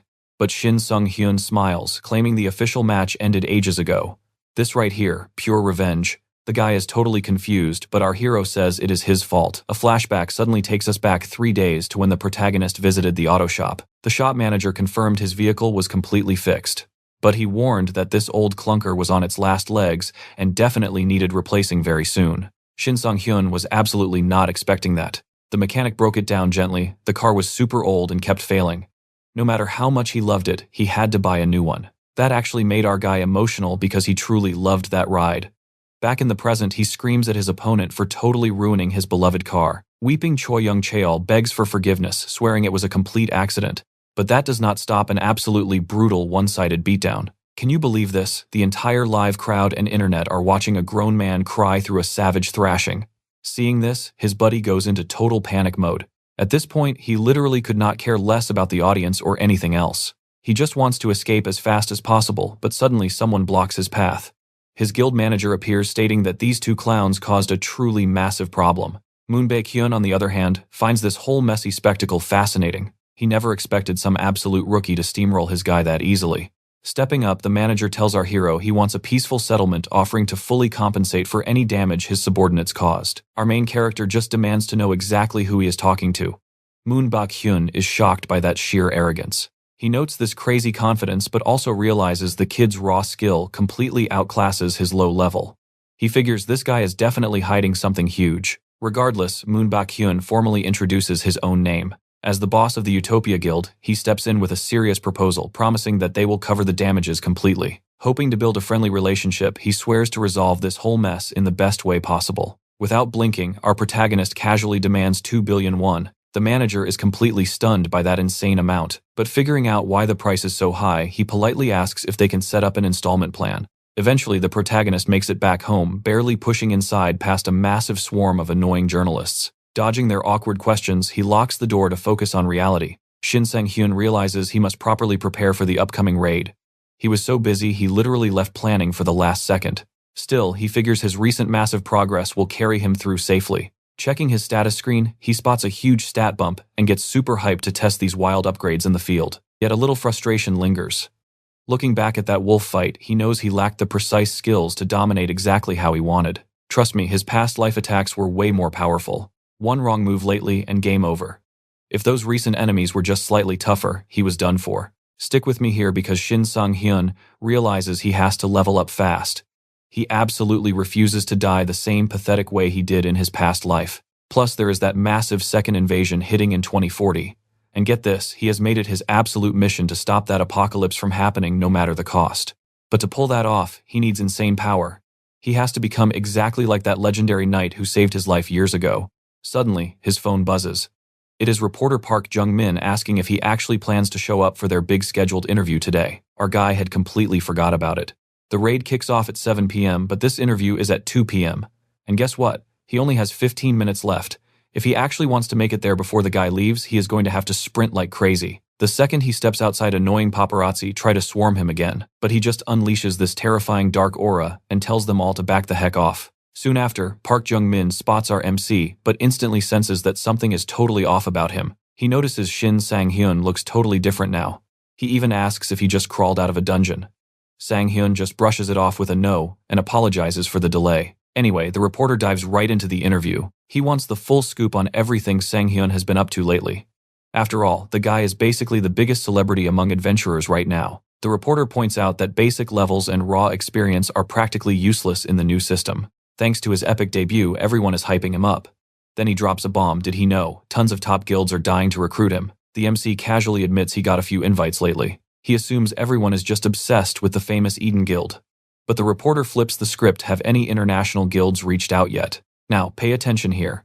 The reporter reveals that exactly 5 massive foreign guilds just hit up the Korean Adventurers Association to formally verify his identity. Sure, those groups usually scout rookies, but his insane recent track record clearly put him right on their radar. As for our guy, he is only just realizing this now. He is pulling way more global hype than he expected. Leaving the interview, he walks down the street, totally mind-blown. Back in his past life, he grinded until he bled and nobody cared. But now, even the huge international big leagues are literally fighting over him. Then he bumps into Kim Miso. She mentions they have some time before the portal drops. But wait, Sang-hyun notices she is not alone today. And he absolutely recognizes the girl standing right next to her. Miso sighs and explains her friend was totally desperate to meet the rising star, so she dragged her along. She does the formal introductions and Shin Tae-ri looks absolutely hyped to finally meet Sang-hyun in person. As for our MC, he is thinking, yeah, obviously I know exactly who you are. You saw this coming, right? Every single adventurer alive knows exactly who Shin Tae-ri is. She is a total worldwide superstar, basically the entire reason the Eden Guild is so famous. He feels insanely lucky just saying hi, but then she suddenly drops a crazy favor on him. She looks him in the eye and demands a sparring match. Miso immediately scolds her, yelling that you do not just randomly challenge strangers. Tae-ri just shrugs it off. She claims she has to see if this rookie is actually worthy of her guild. Miso apologizes endlessly, explaining her friend is a battle maniac who challenges people for fun. But shocker, the MC just smirks and says he is totally down for a fight. He casually tells them if they want to skip the small talk they can throw down right this second. Sang-hyun figures it is pretty rare for a top-tier national player to just hand a rookie a free training session like this. Tae-ri grins, praising her friend's eye for spotting talent, and drops into her fighting stance totally ready. Our boy knows he is completely outmatched here, but no way is he letting a chance like this slide. A friendly spar, yeah right, this is going to be brutal. Still backing down isn't his style anymore, so he decides to just pop his ultimate and go all out immediately. Meanwhile, poor Miso is standing there, sweating, completely baffled at how a simple hello turned into an anime boss fight. Tae-ri yells that she is striking first, and instantly activates a massive speed boost skill. Sang-hyun is completely thrown off. She is way too fast. He realizes if he even blinks against a monster like her, he is getting destroyed.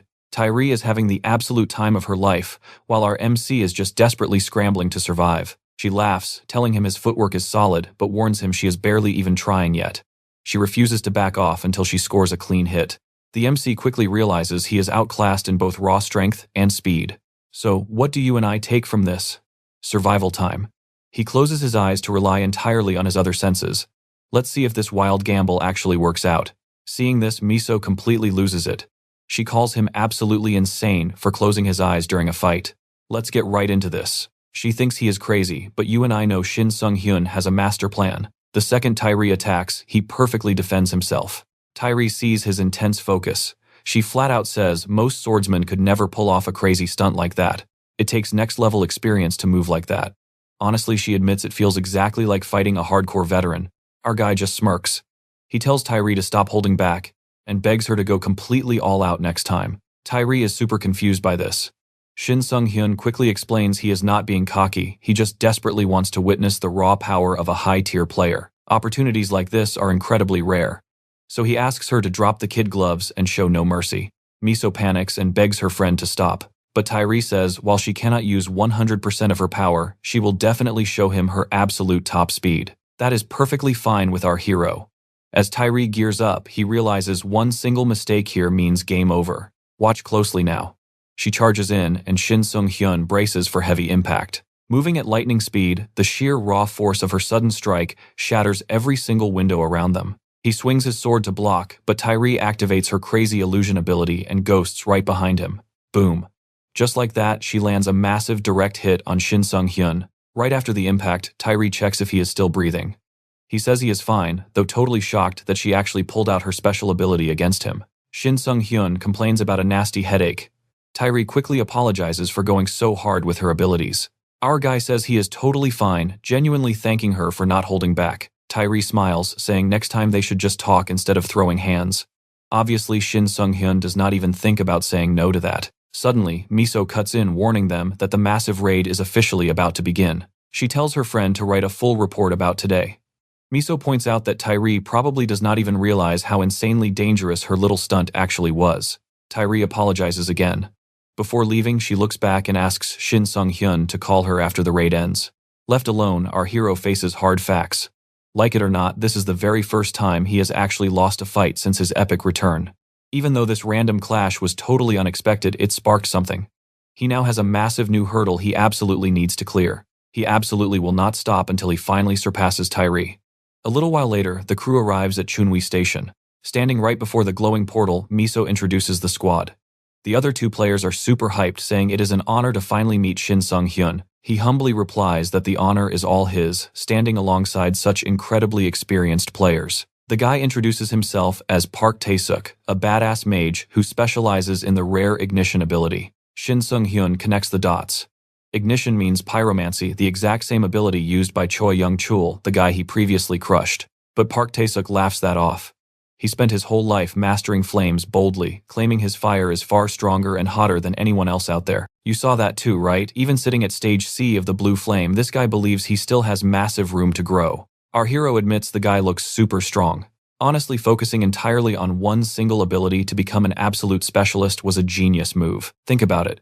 Choi lost because instead of mastering one epic move, he completely wasted his energy juggling a bunch of weak, useless attacks. Next up, Miso points to a shy girl beside them and warmly introduces her to the team as Kang Joo-hee. She is a spatial grip, a rare mage specialized in complex spatial connection abilities. Kang Joo-hee quietly says since her teammate showed off, she should probably demonstrate her skills too. Miso quickly stops her, warning that it is way too dangerous here. Suddenly, our hero senses an insanely strong aura from her. He instantly realizes this power is totally different from what a normal spatial grip should do. He figures it out fast. Her real ability is conjuring active portals, letting her or any teammate instantly teleport across the battlefield. Despite being super shy, Kang Joo-hee confirms that is exactly her skill, and she really hopes to be a useful asset during this massive raid. Oh, she is going to be way more than useful. Our guy smiles, realizing this quiet girl is literally the final missing puzzle piece for a perfect team. Shin Sung-hyun dominates at close range while Kim Miso attacks from a safe distance. Park Tae-suk covers the gaps with flames, while Kang Joo-hee provides instant escape routes if needed. Looking at this setup, our hero realizes the only thing missing from this god-tier squad is a dedicated healer. Plus, the chemistry radiating from these guys is completely off the charts. He instantly realizes this is definitely not the first time these three have teamed up. For him, having that deep bond is absolutely crucial for surviving dangerous dungeons, a lesson burned into him since his past life. But snapping back to reality, Miso suddenly asks what he is spacing out about. She genuinely hopes he did not get too hurt during the intense fight with her friend. Brushing it off, he says he just zoned out for a quick second. Now he is 100% ready to push forward. They step right into a terrifying frozen wasteland.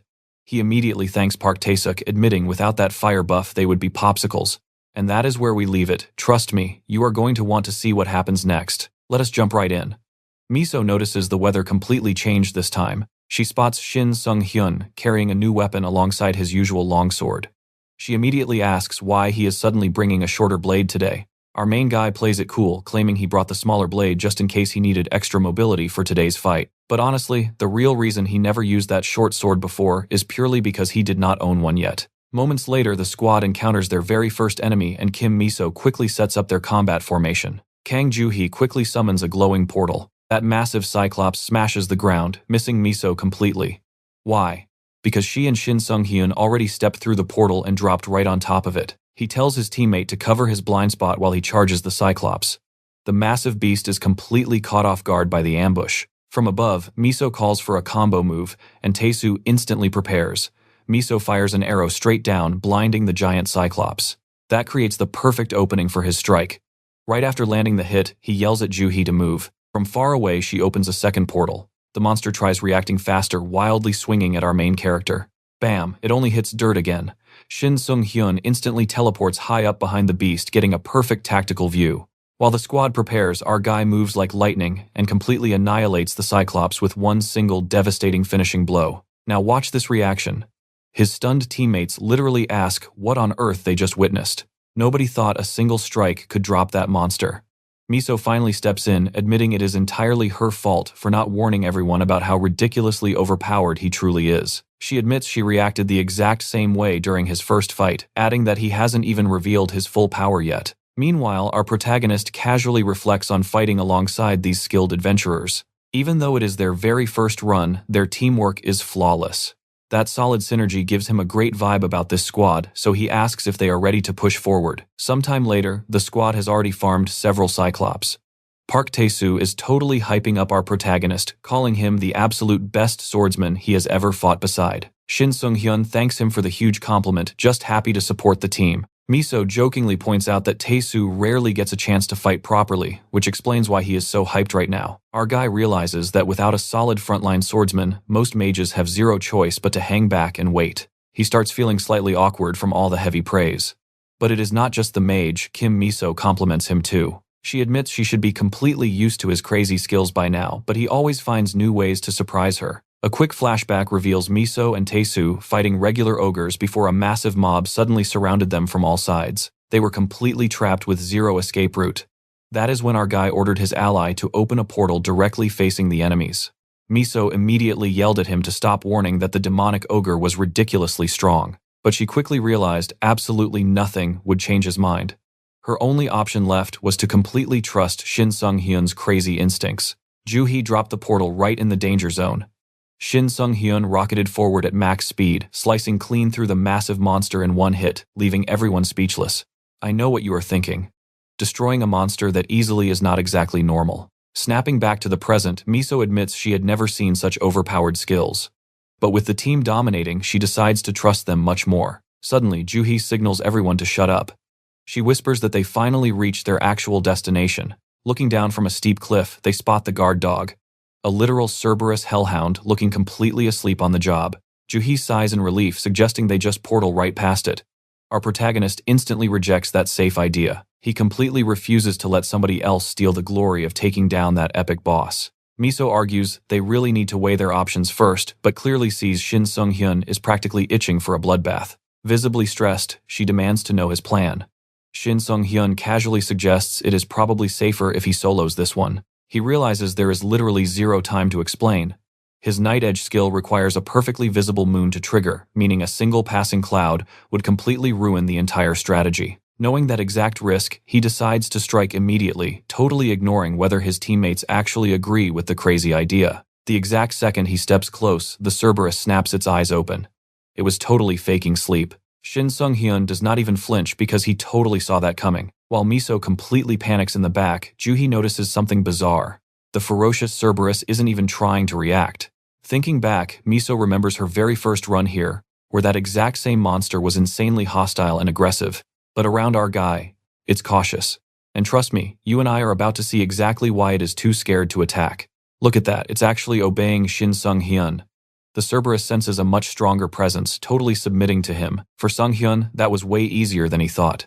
He still takes the monster down, feeling just a little guilty for crushing such an obedient good boy.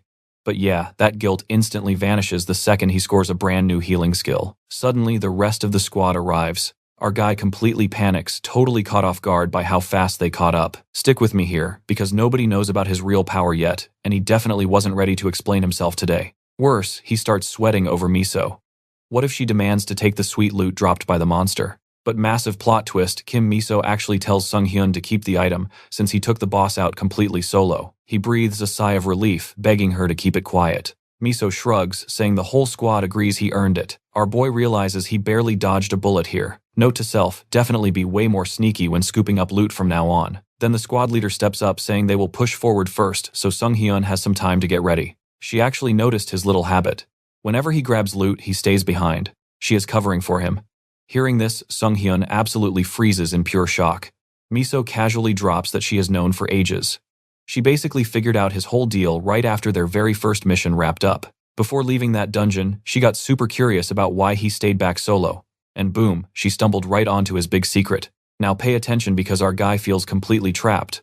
But instead of exposing him, Miso confidently states he is just a ritual-type adventurer. She adds that weird ritual fighters like him pop up occasionally. Basically, he has zero reason to stress. His secret is totally locked in the vault with her.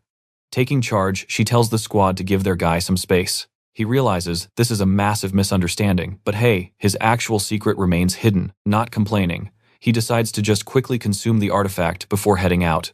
Soon after, the squad keeps moving. Following his lead, Juhee pops open a magic portal. Miso gives her a quick thanks and Sung-hyun chimes in too, calling her magic absolutely crucial. Juhee is super skeptical, asking if this crazy plan will actually work. She totally doubts that piling up dead monsters will somehow summon the big boss. Sung-hyun grins, explaining that this specific boss is insanely greedy. It will absolutely sprint over here to score an easy free buffet. Still, super confused, Juhee asks how he even knows. Completely ignoring her question, he just tells the mage to roast the bodies. Once the fire starts, everyone immediately ducks into hiding. Tae-suk complains that 20 agonizing minutes have passed with zero action. Almost on cue, our boy spots the massive boss lumbering over. The target is finally here. He whispers for everyone to prepare the big ambush. The final boss, a gigantic, terrifying brown bear, absolutely starving for some fresh meat. I know what you are thinking. Sung-hyun is carrying this team. Miso definitely agrees he is the only reason they survived. But right now, she really thinks this monster is way too strong. Everyone has limits, and fighting something this wild usually ends in total disaster. But let's jump back a few minutes to when the squad grouped up. Our main guy volunteered to be the bait. He promised it was the absolute quickest and safest strategy to clear the dungeon. He explained a basic gaming mechanic.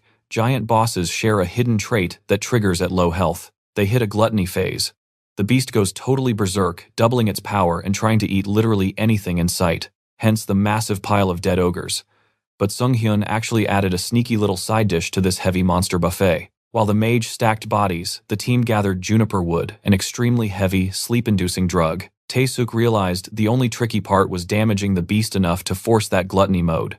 Confident as ever, our guy swore he would create the perfect attack window, begging them to trust his crazy plan. Flash forward to now. Sung-hyun is suddenly realizing his genius idea is backfiring hard. He is literally seconds away from getting crushed, and the bear looks totally fresh. He really thought he could solo this phase, but nope, he was dead wrong. Worse, he has absolutely no clue why this boss is hitting like an absolute truck. The panic sets in. If this beatdown continues, he might actually get a game over. Scrapping his defense, he focuses entirely on dodging for his life. Except the bear is lightning fast. Its insane reflexes make our guy instantly regret jumping into the danger zone like a complete idiot. But that is where we leave it. Miso finally fires her arrows, saving his life. Want to see what happens next? Stick around. Stick with me here, our guy is only alive thanks to her. So to pay it back, he goes full throttle, charging straight at this massive bear. Sung-hyun lands a brutal hit and boom, it actually manages to freeze the beast solid for a split second. This is the exact opening he needed. No hesitation. He pushes forward with absolutely everything he's got. But even frozen, this monster starts moving. From a distance, Miso yells that it's Tae-suk's turn to step up. The mage instantly charges up his fire magic, warning Sung-hyun to dodge. Our MC bails out, leaving the bear wide open for the blast. A direct hit, the beast takes the full explosive force and its tough armor literally shatters into pieces.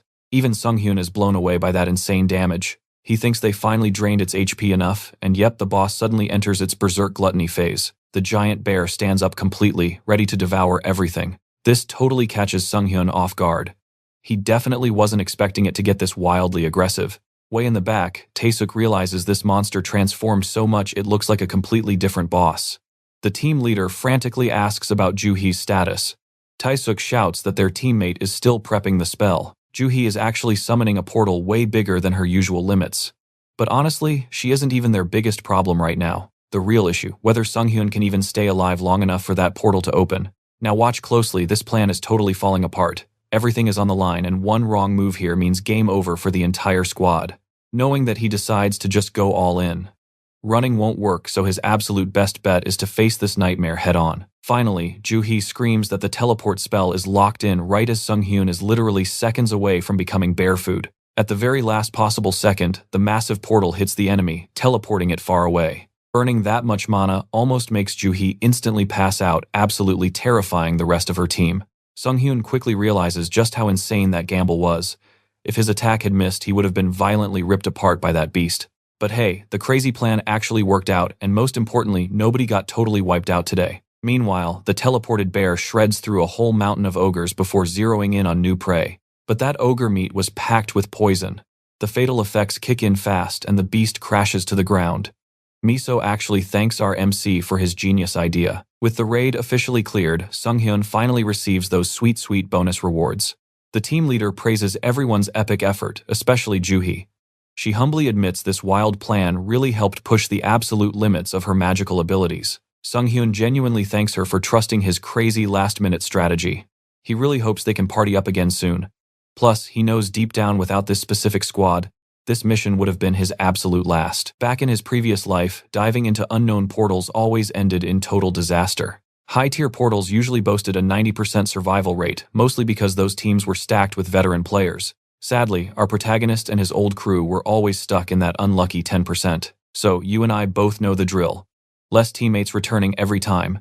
He barely survived himself, forcing him to get way too used to saying goodbye. But right now, leveling up matters, but doing things completely differently this time around matters even more. He refuses to watch another comrade fall. Anyway, before logging out, our guy wants to check the loot drop. The boss clear bonus finally pops up on screen, ready to dish out epic shares to each party member. Sunghyun reaches out, but the goddess of luck suddenly insists he watch as she unleashes her true power. He decides to trust his mysterious constellation, hoping her divine buff will make this reward drop even more insane. The second he opens the menu, he gets a massive list of unique artifacts and has to pick just one. He has literally never seen options this good before, absolutely hyped to claim such top-tier loot. Even better, thanks to the goddess of luck, a crazy hidden effect for unique rank gear is completely unlocked. Sunghyun totally forgot, but this was actually a major condition built into his contract with the goddess. Naturally, she expects some serious praise for this carry. Seeing his team distracted, our MC decides to just grab his shiny new gear. He doesn't even need to hesitate since he knew exactly what he wanted. He selects the legendary Great Spirit Sword of Battle. He picked it specifically for its crazy hidden stats. But the absolute second he grips the hilt, it crashes violently straight into the dirt. Sunghyun freezes. Why is this weapon so impossibly heavy? Miso walks over asking if everything is okay. He quickly plays it cool and says it's nothing. He changes the subject, praising their epic artifacts. Trust me, you gotta see what's next. Stick with me here. The squad leader openly admits they only survived thanks to Shin Sunghyun, so they definitely want to pay him back properly. She and the rest of the crew agree to hand over the boss monster Magic Stone. Sunghyun plays it cool, saying it is unnecessary, but Juhi insists they would be dead without him. Smiling, our protagonist thanks the team for being so generous. Doing the mental math, he figures his total loot, plus that shiny new boss stone, will easily fetch around 150 million. Just thinking about that fat payout has him laughing internally. They finally step out of the portal gate. Kim Miso invites him to a celebration party, but he politely decides to save that for later. Miso completely understands, saying they will meet again anyway, but then she boldly asks if she can call him whenever she needs anything. He really wants to decline, but Sunghyun figures burning bridges is bad business, so he agrees to keep in touch. Super grateful, Kim Miso says her goodbyes. Sunghyun is actually totally caught off guard. He never expected to see such a genuinely bright expression on her face. Her bright reaction is so spontaneous, it leaves the rest of the team looking pretty flustered. After leaving the dungeon zone with everyone, our guy literally cannot drag his massive sword home. Since the weapon is insanely heavy, he just absorbs it on the spot. That problem solved, he eagerly checks his stats to see his new level. His overall attributes jumped up nicely, but he dumps absolutely everything straight into luck. Boom, his critical hit rate hits 600%, completely blowing past anything from his previous life. Now watch closely. Sunghyun figures, keeping this pace is the perfect strategy. But suddenly, an insane distraction completely shatters his focus. Brand new constellations actually appear to speak with him, including the Lion King, Blackbeard, and Shadow Huntress. Totally surprised, our main character never expected to get another visit from legendary constellations this fast. But honestly, he figures it is all thanks to the goddess of luck, since she is super popular among celestial beings.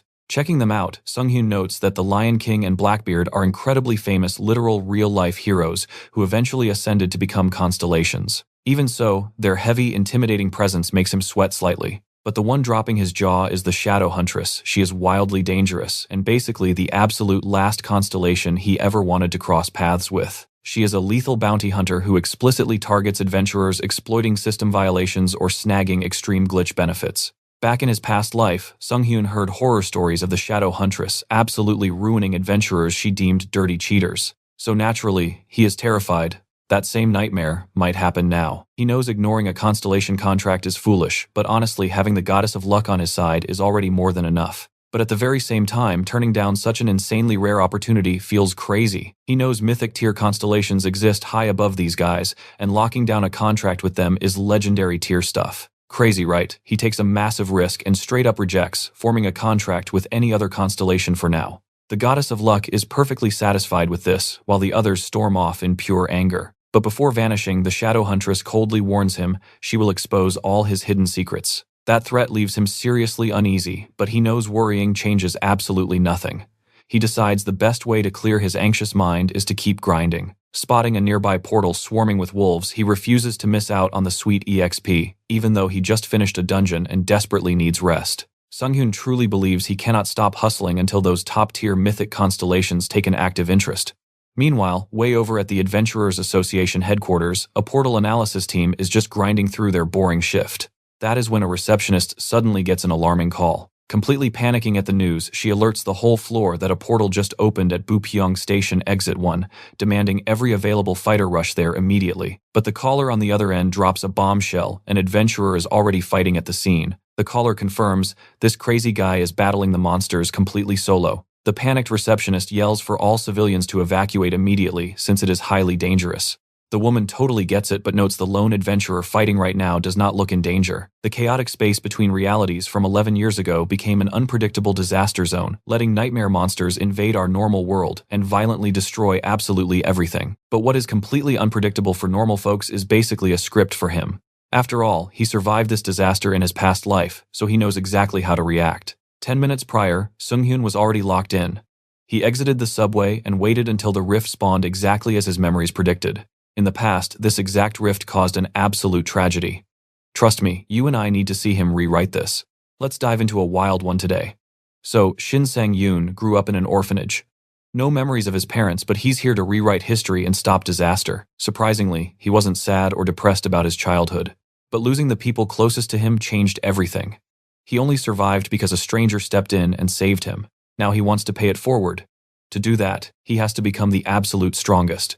And right on cue, the monsters spawn. A pack of giant monstrous wolves rush in.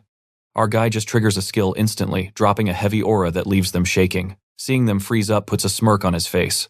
Still, the effect isn't exactly what he was hoping for. He looks up. The moon is totally covered by clouds. Without the moonlight, these wolves refuse to fully bow down. Honestly though, Sang-yoon thinks this just makes it fun. If they will not surrender, he will just have to crush them by hand.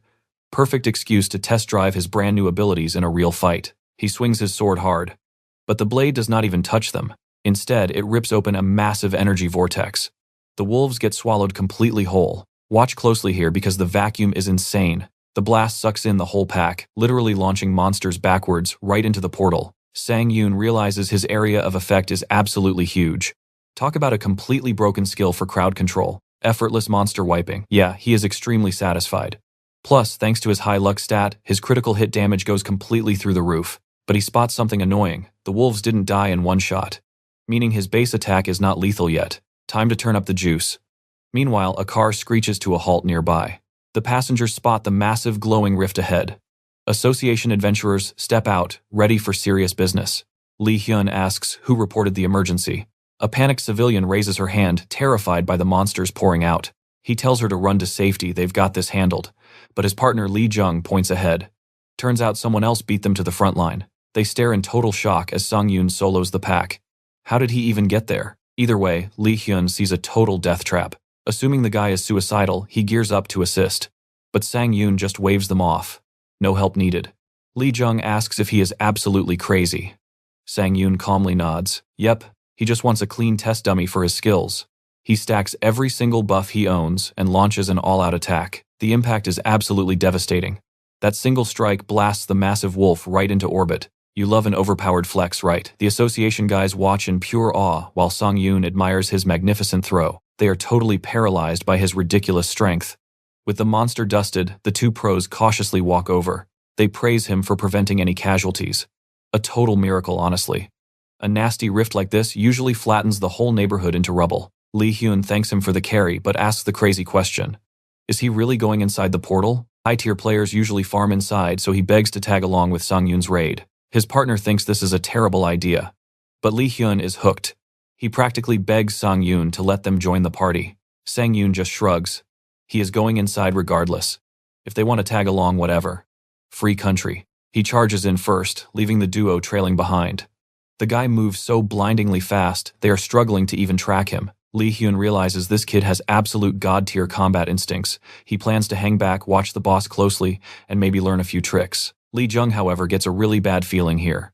Nobody should have this much stamina left after spamming ultimate skills outside. Lee Hyun stops and nods. Yeah, valid point. Even just spectating that bloodbath outside was mentally exhausting. The math is not adding up. Still, they push deeper into the dungeon. But the next room completely catches them off guard. Ambush. A massive pack of hunter wolves surrounds them. But our guy totally saw this coming. He violently grabs a wolf, using it as a literal meat shield to cover the squad. The enemy wolves fire a hail of arrows, but every single shot gets blocked. Seeing the duo freeze up, he sighs. Bringing them was a huge mistake. Too late to kick them from the party now. Sang Yoon realizes he has to solo this entire mob to keep these deadweights alive. No more defense. He starts spamming heavy ranged attacks. Pulling their aggro entirely, he rushes the archers directly, ready to wipe them off the map. So, what do you and I take from this? He clears the upper floor like a total boss, but now every single monster is aiming right at him. Stick around. Stick with me here. He barely blocks a surprise attack, realizing instantly he almost died right there. Worse, he takes one look at this wolf and knows this guy is a champion. A literal boss monster. This beast actually holds a shield. Unlike those brainless mobs, this guy fights with real strategy. Our MC knows one sloppy move means game over. So he plays it smart, carefully blocking hits to cut down the damage while waiting for his perfect opening. Then bam, Shin Sang-hyun unleashes a strike so heavy it completely shatters the enemy shield. He actually blinks in shock.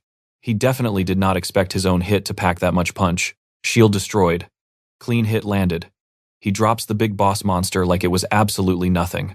Must be that full moon buff kicking in. If so, wiping out the remaining wolves is going to be an absolute joke. While the other adventurers are sweating on floor 1, our guy wipes out the entire mob in literal seconds. Right after a sweet loot drop, Swift choose a rare item that seriously amps up your speed. Cobalt wolves are famous for dropping these, and honestly the timing could not be any better. He glances back at his two helpers. Despite eating some hits, they actually held their ground way better than he expected. Shin Sang-hyun pushes deeper. At this rate, clearing the finish line is going to be a total breeze.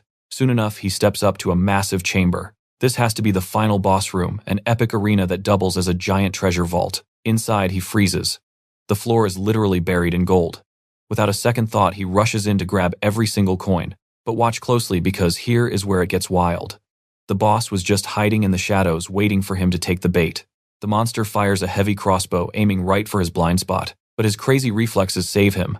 Dodging by a hair, Shin Sang-hyun immediately charges in, swinging his sword for a deadly counterattack. The beast actually dodges the strike, leaving our MC totally stunned. He instantly realizes this is not some mindless beast. And he is right, this is the Cobalt Emperor, the absolute supreme ruler of the wolf pack. Another bolt fires out. Shin Sang-hyun barely twists out of the way. He realizes real fast that if he is not super careful here, he is dead. Plus, he is getting seriously annoyed at how much crazy resistance this giant boss is putting up. Meanwhile, outside, the two sidekicks finally hear the intense battle echoing from the boss room. They run inside, spitting out apologies, but immediately freeze up when they see what Shin Sang-hyun is fighting. The Emperor's dark aura alone crushes them with pure terror. They cannot even move. So much for backup. Shin Sang-hyun charges back in, shouting that ignoring him was a fatal mistake. He swings hard, landing a solid slash directly on the boss.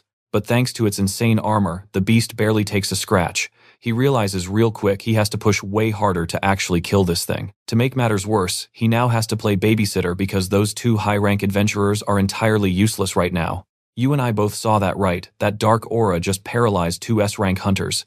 This boss is in a completely different league. But honestly, Shin Sang-hyun is built different. Fear just does not work on him. He keeps pushing the offense, but this Emperor refuses to just stand there. It pops a defensive skill and shoots back multiple arrows, forcing our guy to jump back. The monster does the exact same, immediately backing away. It already knows its only chance against his crazy sword skills is fighting from a distance. This beast is honestly way smarter than he expected. Closing that gap is going to be an absolute nightmare now, especially since the boss clearly regenerates much faster than he does. One tiny slip means certain death. If he does not end this quickly, this overpowered wolf is going to completely take over the fight. Glancing around the giant room, he spots all that scattered treasure, and suddenly a wild idea hits him. Meanwhile, the scared adventurers talk. Lee Hyun mutters he has never faced a debuff like this.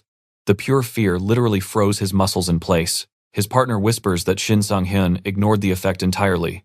He is out there fighting at max power. Lee Hyun trusts the guy's insane strength, but he still has a terrible feeling about this. Then he sees it.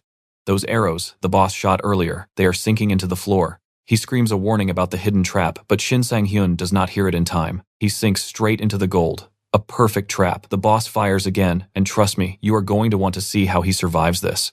Stick with me here. Shin Sang-hyun has nowhere to run. The arrow lands a direct hit. The enemy rushes in for the kill, but our boy smirks, revealing he still has some wild tricks ready. Taunting the boss, he points out a fatal flaw.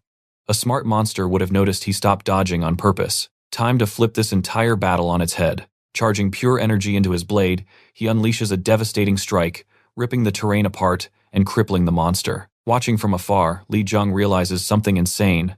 The MC weaponized those scattered gold coins, firing them like actual bullets. For Lee Hyun, this is an absolute first. He is watching something completely unheard of. He has never met another player with combat instincts this terrifyingly sharp. Closing the distance, Sang-hyun admits this boss is incredibly stubborn. But giving up, not even an option for him today. Absolutely furious, the monster swings wildly.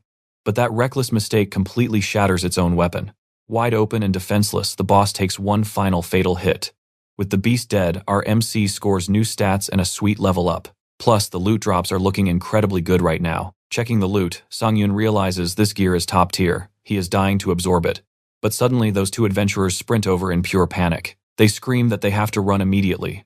The rift is collapsing, and staying means getting trapped in this dungeon forever. Our guy was so hyped about the loot, he completely forgot the exit was closing. Forced to bail, he snatches the main boss drop, abandoning the rest.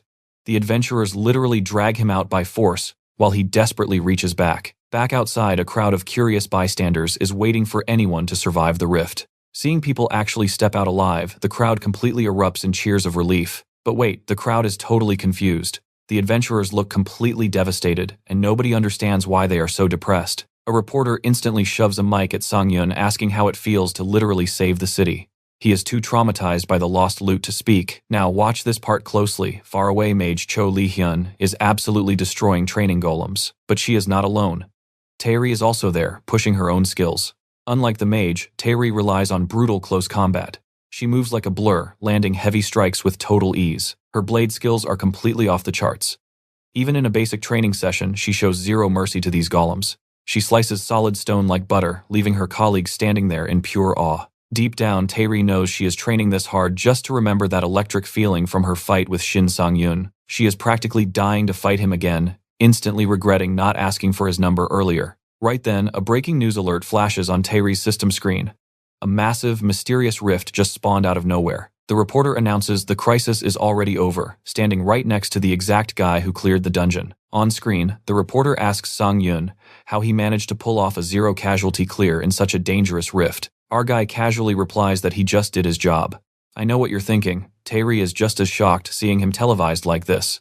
The reporter drops a bombshell. The boss was level 150. He begs to know how Sang-hyun survived a monster that insanely powerful. Sang-hyun just shrugs. His level was way lower, sure, but he coldly states that levels do not actually decide a real fight. Taeri completely agrees. Hearing that confident tone, she realizes Sang-hyun knows exactly how terrifying his own power truly is. Even during their very first meeting, she sensed this intense, battle-hardened maturity radiating from him. This just pushes her curiosity completely off the edge. She wonders if he signed a contract with a constellation just like her. Honestly, that would explain his crazy growth. Back home, our boy is staring at his shiny new loot. Without hesitating, he enters his mental space absolutely hyped to devour every single item. He thinks back to when players first awakened. Back then, every warrior was basically a giant walking meathead. But as the monsters evolved, those pure strength builds became completely useless. Meatheads ignoring agility just became easy monster snacks. Everything shifted the moment Gyeongsu, the legendary sword demon, stepped onto the battlefield. He proved to the entire world that raw muscle was not enough to survive anymore. You're going to want to remember this. Gyeongsu ditched heavy armor for a perfect balance of strength and speed, ready for absolutely anything. Sadly, in his past life, Shin Sang-hyun completely neglected that crucial lesson. Stick with me here because things get weird. He turns his loot into food, but only 2 items look appetizing. The third one, absolutely disgusting. But hey, stats are stats, so he forces it all down anyway. Fast forward a bit.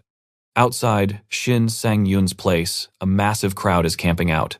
Security guards are fighting for their lives trying to hold back a swarm of journalists. Completely fed up with the chaos, our guy hired Muscle to keep these pests away. He just wanted a nice post-meal walk, but with this absolute circus surrounding his house, not happening. He's actually pretty bored with a totally open schedule. Taking a break isn't the worst idea, right? But then ring ring. It's Kim Ji-hai from the Adventurers Association. She brings up their little chat during his last visit to headquarters.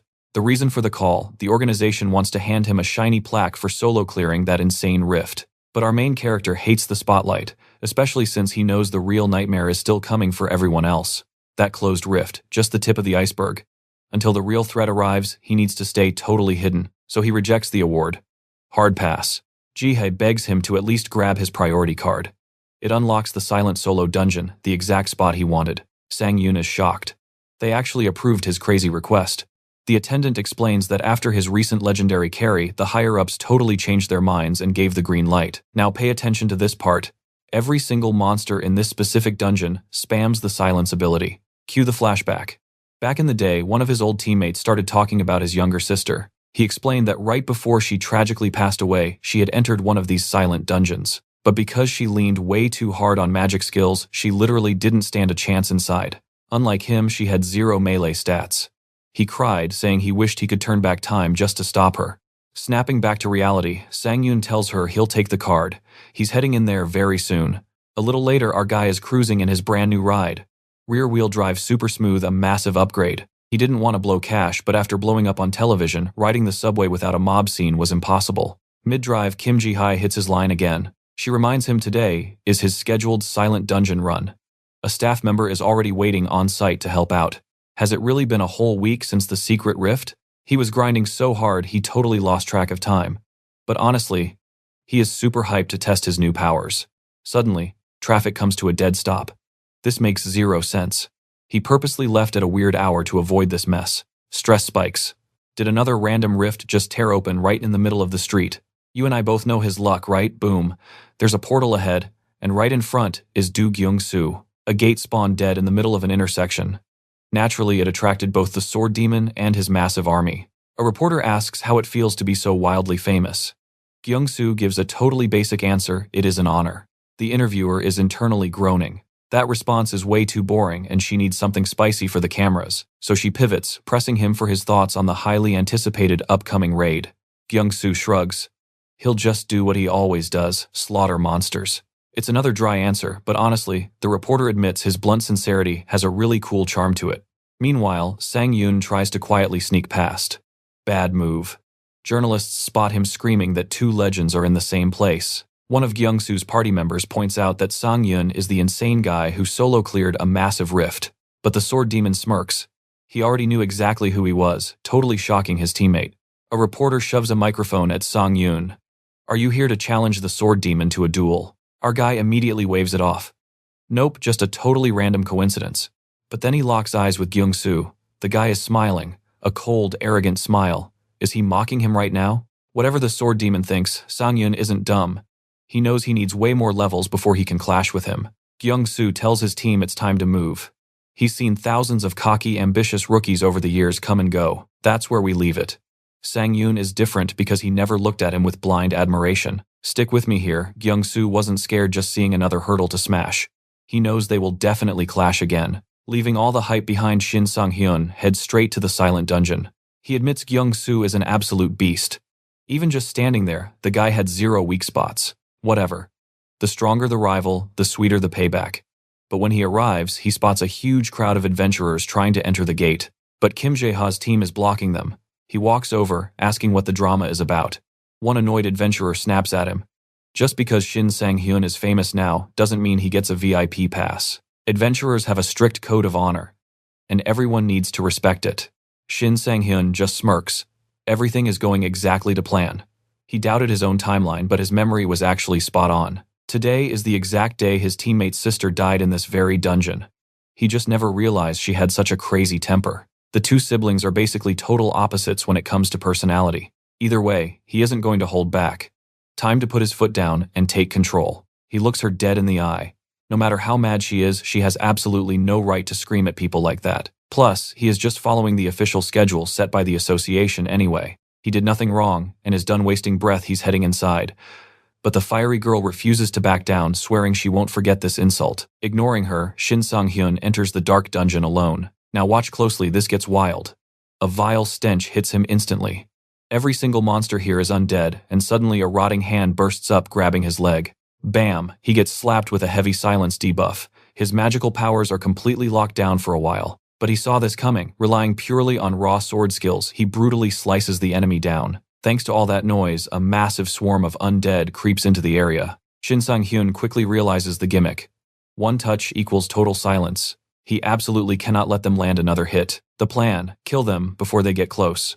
Meanwhile, the association's 4th recon team is holding a serious meeting. The boss declares they must discuss the hottest topic in the guild right now, adventurer Shin Sang-hyun. The guy is pulling ridiculous amounts of attention lately. A member points out how insanely impressive it was that he faced off against Jung-soo. Still, how is a total rookie who just awakened making such massive waves already? Team leader Ahn Ik-jun mentions this is the exact same kid everyone else keeps hyping up, but honestly, he highly doubts the kid is actually as legendary as the rumors claim. Vice leader Shin Min-jae agrees, totally skeptical. He argues that flashy new rookies pop up literally all the time. Since his true power level is completely unconfirmed, they should definitely wait before crowning him the next big thing. We know better, right? Lee Ga-hee sharply disagrees, arguing Shin Sang-hyun isn't a liar or manipulator. The room goes tense. This is basically the 100th time Miss Lee has clashed with the vice leader. Everyone sweats, waiting for him to finally snap. The leader jumps in, asking if she has solid proof.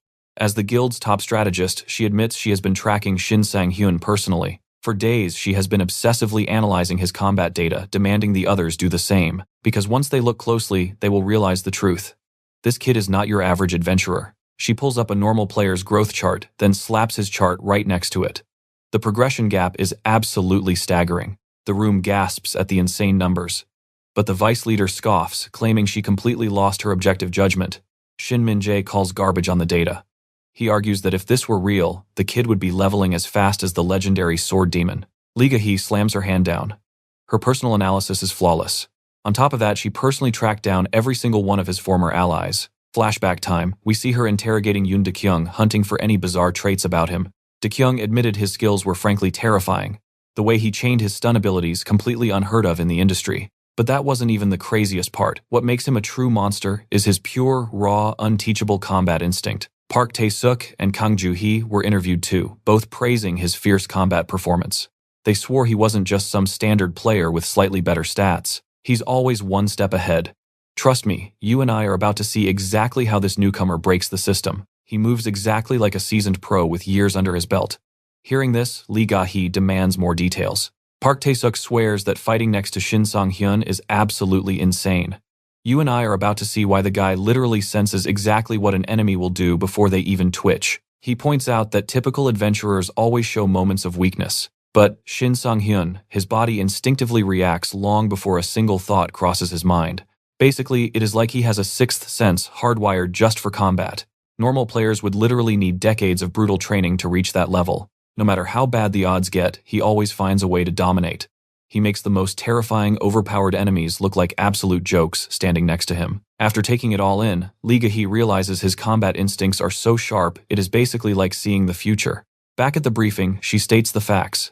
Even as a total rookie, his skills easily rival an A-rank player, or possibly even higher. She even thinks he might secretly be S-rank, but the vice leader totally refuses to buy into that crazy claim. On top of that, he argues that absolutely nobody can literally predict the future, let alone predict rift locations before they open. But Lee Ga-hee fires right back. The most logical theory right now is that he actually traveled back in time. The team leader admits the guy is incredibly skilled but thinks the time travel theory is total nonsense. Either way, he makes the call.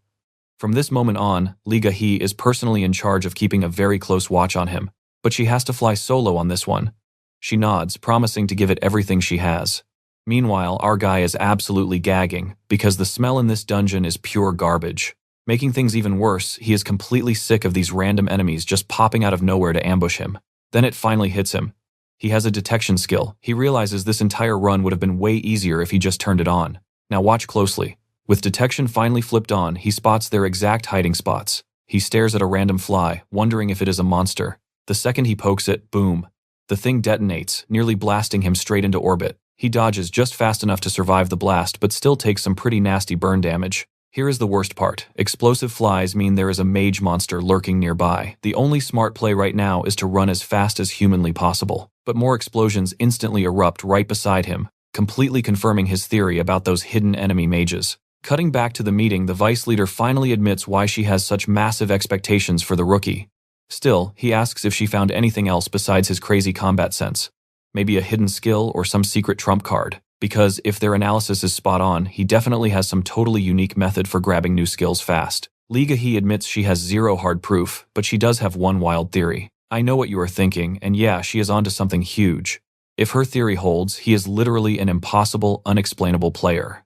Flashback to a few days ago. He was grinding his training hard before stepping into the silent dungeon. Beyond his normal workouts, he relentlessly simulated his last boss fight in his head. After 3 grueling days, it finally clicked for him. Unless you randomly eat a magic artifact, getting new skills is actually super basic.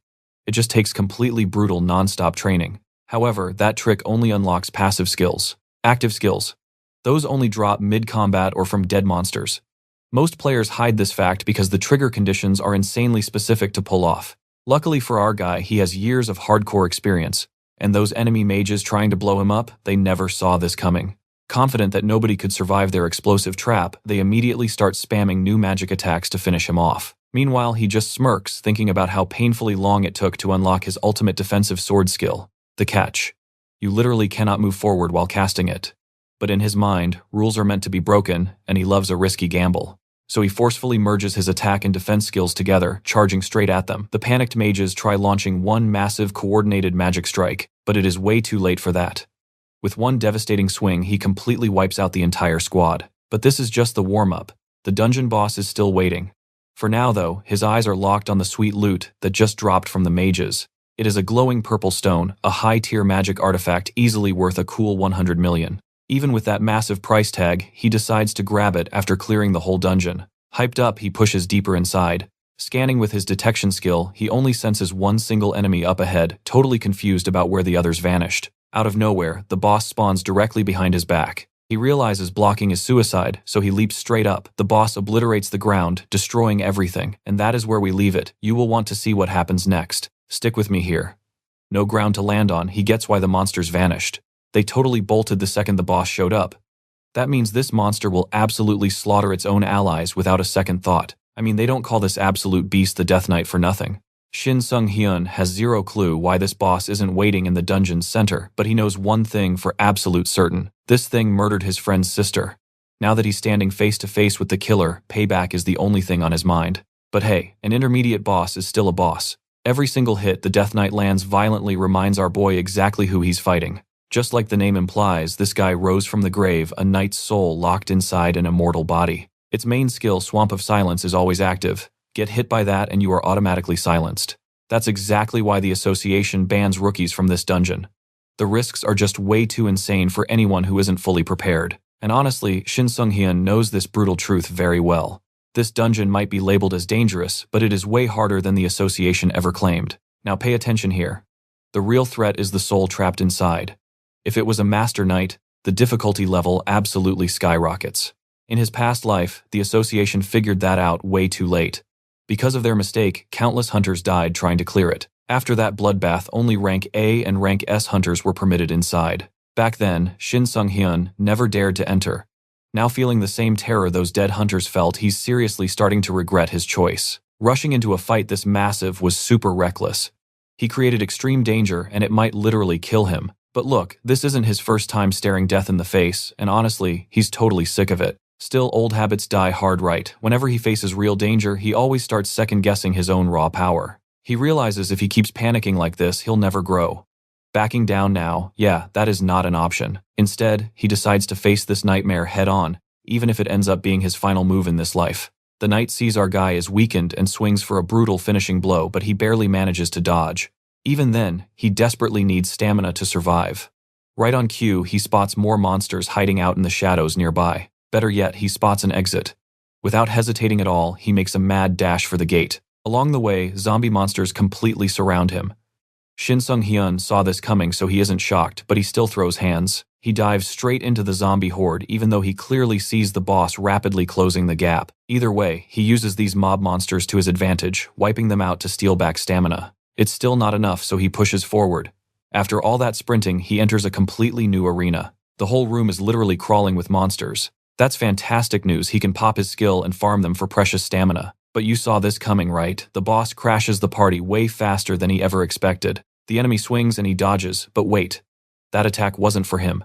The knight targeted the smaller mobs. It figured out he was using the zombies to heal, so it instantly wiped them all out to block his recovery. Now it has our guy trapped perfectly. With his master plan totally ruined, Shin Sung-hyun hits true desperation mode. Out of options, he falls back. He'll just have to fight with what little attack power he actually has left. Knowing he can't run forever, he charges in, but the second he attacks, he gets caught completely off guard. The knight predicted his move and struck first, a direct hit causing absolutely severe damage. That single blow basically wiped his remaining stamina. Even so, quitting right now is absolutely not an option. In that critical moment, his mind flashes back. He remembers watching his best friend die right there in his arms. The allied knight just wanted to be buried beside his younger sister. Our guy desperately tried saving him, but his friend already knew it was over. He couldn't do a thing. That crushing guilt weighed heavily on his soul for his entire past life. Snapping back to reality, he's facing an incredibly overpowered opponent. He finally admits underestimating this monster was a colossal mistake. He truly thought he was ready for this fight, blindly charging in without even prepping his stats properly. But giving up? No way. This is a brutal all-out fight for his actual life. This isn't just basic revenge for the past anymore.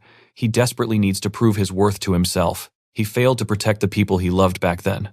To ensure history doesn't repeat itself, backing down from this nightmare is simply impossible. So what are we left with? He thought his skills were inferior, but he just realized, alright, stick with me here. The real reason this enemy is dominating is totally different. As the monster swings, Shin Sang-yun just keeps dodging. He refuses to stay still, forcing the beast to move faster and faster. Shin Sang-yun knows all that raw power means nothing if it misses. So he strikes back, aiming for a critical hit, and bam, it connects. His charged attack stacks 600% damage, landing right on the armored knight. But somehow the enemy still isn't dead, and Shin Sang-yun expected that. He doesn't panic, knowing right from the start this boss fight was going to be an absolute nightmare. Realizing he is losing, the boss decides to use his remaining flames to self-destruct. Shin Sang-yun is completely confused. Why? He totally expected this boss to fight to the bitter end. Then the terrible truth hits him. Looking at the enemy's remaining energy, he realizes the knight plans to blow himself up and take Shin Sang-yun down with him. Figuring out the monster's suicide plan, he knows getting anywhere near him is a guaranteed death sentence for them both. Pure panic. It is the ultimate desperate trap from a cornered monster with zero options left. Now watch closely because things get wild.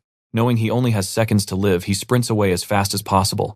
But immediately, the flaming boss starts chasing him down. This guy refuses to die alone. So on top of running for his life, Shin Sang-yun has to frantically dodge incoming attacks. He barely pulls it off, but the knight is absolutely relentless, desperately trying to drag him into the explosion zone. Suddenly, the boss charges up a nasty special attack. Using telekinesis, he controls his heavy sword from a distance, aiming right for Shin Sang-yun. Shin Sang-yun barely dodges the deadly strike and sends the sword flying away. Unfazed, the boss keeps up the crazy chase. Shin Sang-yun tries to sprint, but his internal organs are practically screaming at him to stop moving. Still, he knows he has to keep pushing forward no matter the risk. He is basically racing against a ticking time bomb. Then, disaster hits, he trips and falls, leaving himself totally wide open to the enemy. Desperate to survive, his brain goes into overdrive because he knows exactly how this ends if he fails right now. Flashback time. Before his regression, he actually entered this exact same dungeon and cleared out a zombie wave. His main goal back then, helping his buddy get revenge for his poor sister. Shin Sang-yun did all the heavy lifting, clearing the path while his friend hid behind. Super frustrated, Shin Sang-yun complained. The fight was totally unfair. The enemies kept using silence magic, leaving him with nothing but useless basic attacks to survive. His friend suggested popping a recovery potion, but Shin Sang-yun thought it was dumb since potions basically lose their healing effect under a silence curse. You saw that coming, right? His friend told him to be smarter. He explained that using a potion once still gives a brief buff while the effect lasts.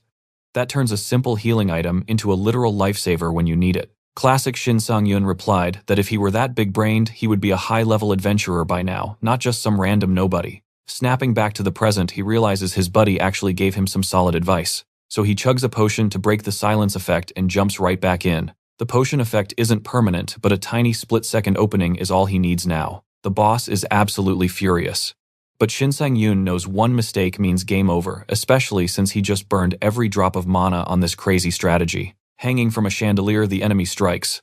At the very last second, our boy drops down, letting the flaming knight smash face first into the heavy ceiling. Surviving another hit is completely impossible, so it is literally now or never. Pulling itself free, the monster charges again.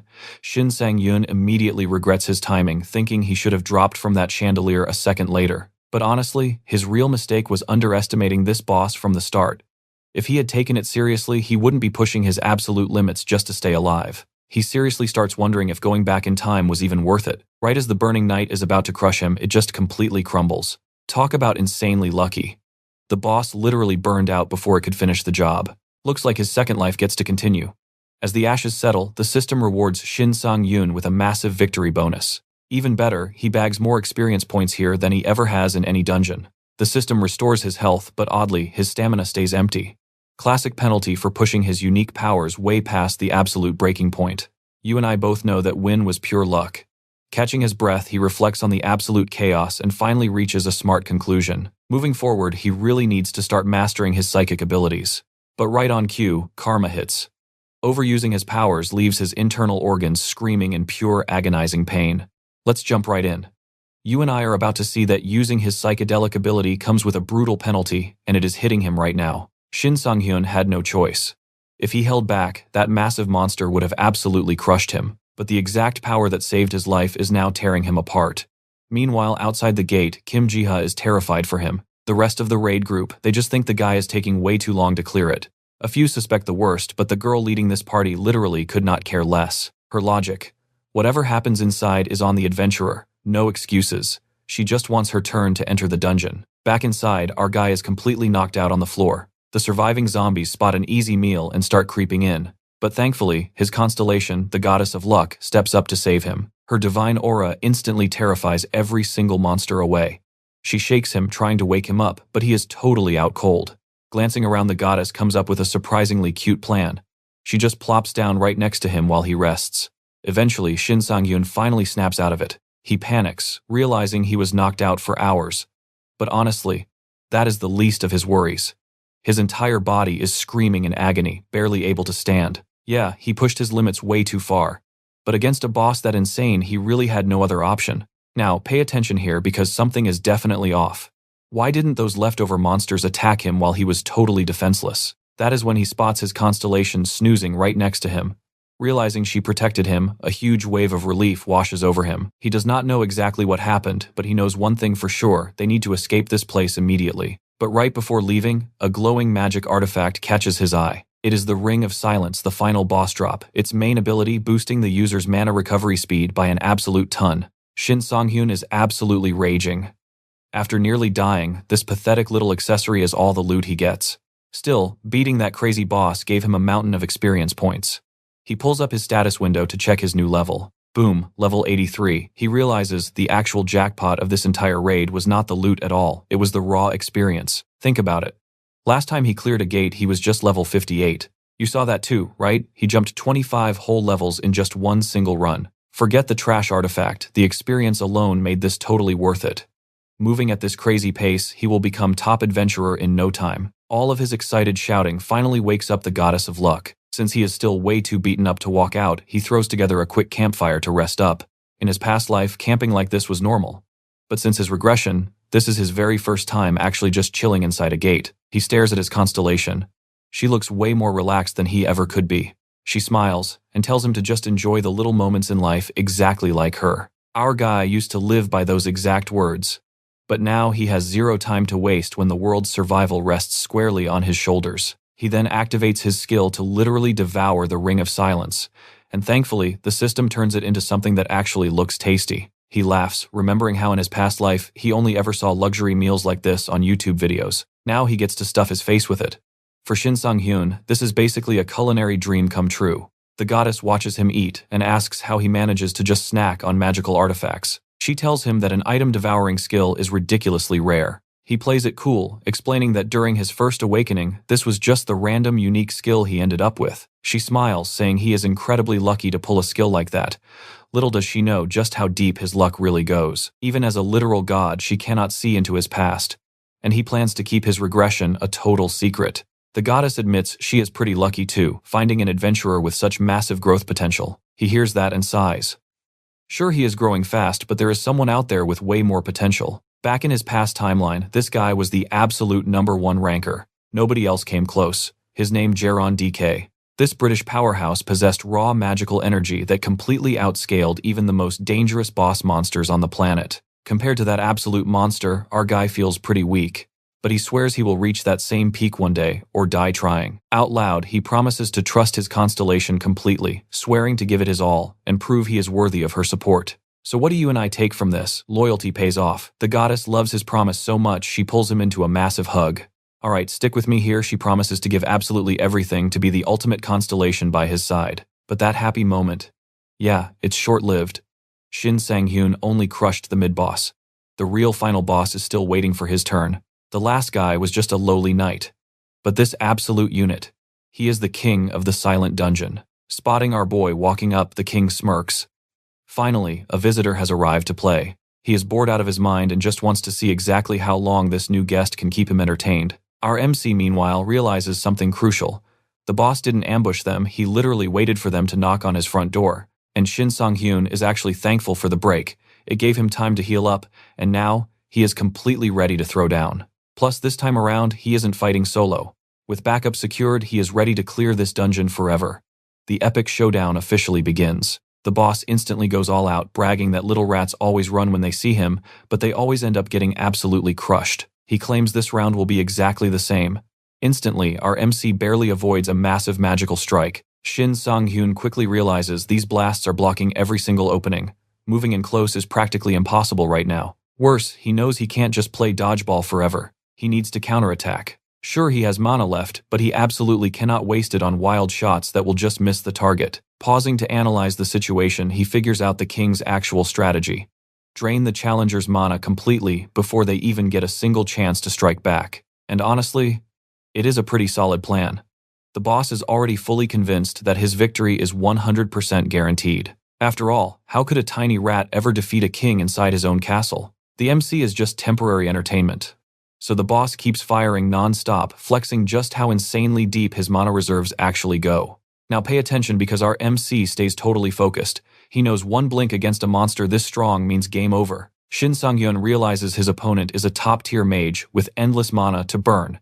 Even worse, this guy can charge up several devastating attacks all at the exact same time. But he also remembers a basic rule.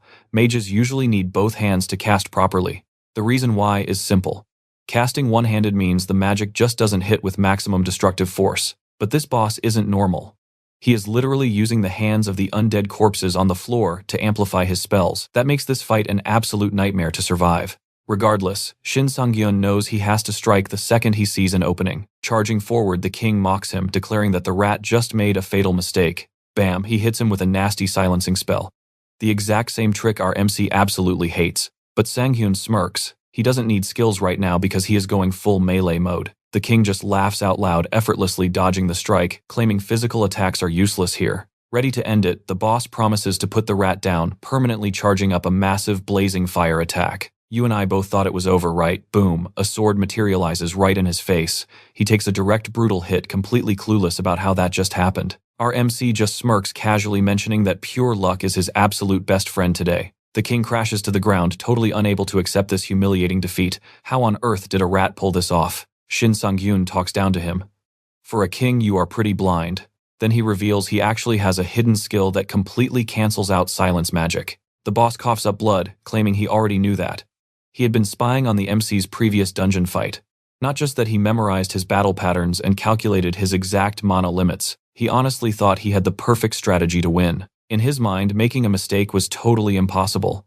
His mental math was absolutely flawless. Our MC just looks down at him. Sometimes even a lowly rat can completely blindside its predator. Cut to the outside. The anxious girl waiting by the dungeon gate sees a figure emerging. She instantly recognizes the MC and screams that he survived. But Shin Sung-hyun is super confused. There's a massive crowd out here now, way bigger than before. He asks what all the fuss is about. Instantly, reporters shove microphones in his face, desperately asking what just went down inside. Meanwhile, a frantic medical team rushes over to check his vitals, asking for his blood type just in case he needs an emergency transfusion. Our MC is totally bewildered by all this chaotic commotion.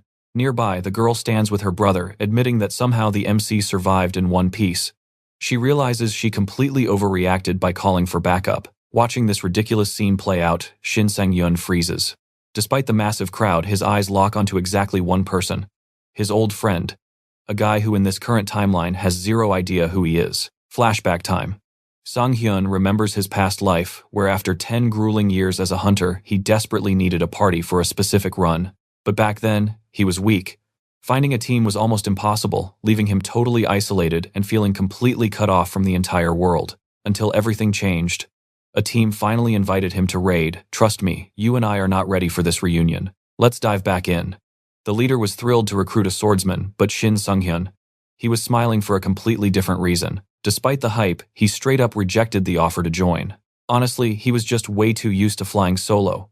His pride flat out refused to let him party up with a bunch of random strangers. That stubborn pride almost got him killed in a solo raid. Thankfully, that knight from earlier suddenly crashed the exact same dungeon, offering backup. The knight admitted he knew how insanely dangerous this raid was. Going in alone was absolute suicide. So even after getting rejected, the guy secretly tailed our main character all the way here, totally knowing he'd eventually need a hand. Shin Sung-hyun finally swallowed his massive ego and actually said thanks. That simple gesture changed everything. That was the exact moment he agreed to join a guild, and honestly, things went amazingly well for a while. Then one day, his best friend just snapped, said he couldn't handle the stress anymore and was quitting the guild. He was completely drained from surviving literal death traps. He wanted a normal life before he ended up as a corpse, just like so many other unlucky adventurers they knew. He actually started this whole guild right after his younger sister left home. His goal was to support struggling adventurers, but after watching so many friends die, he was completely burned out. The main character wanted to be supportive, but the guild was massive now. They literally could not afford to lose their leader right then. So he actually talked him into staying. Fast forward to the present, he desperately wants a do-over. Now watch this closely. He walks straight up to the guy and says, "Do not ever form a guild." Exactly what he should have said years ago. Obviously, the young guy is totally lost. He has zero clue why this legendary adventurer is giving him random life advice in the middle of a packed crowd. He awkwardly rubs his head, saying his memory is fuzzy, and asks if they somehow know each other. But the guy's sister goes absolutely nuclear, confronting our hero just for talking to her brother. Shin Sung-hyun takes the hint and backs off for good. Meanwhile, in a shady monster dimension far away, some villains are plotting. Strolling through, one of them smirks, claiming these humans are totally perfect for his dark plan. Back on Earth, the news is going crazy.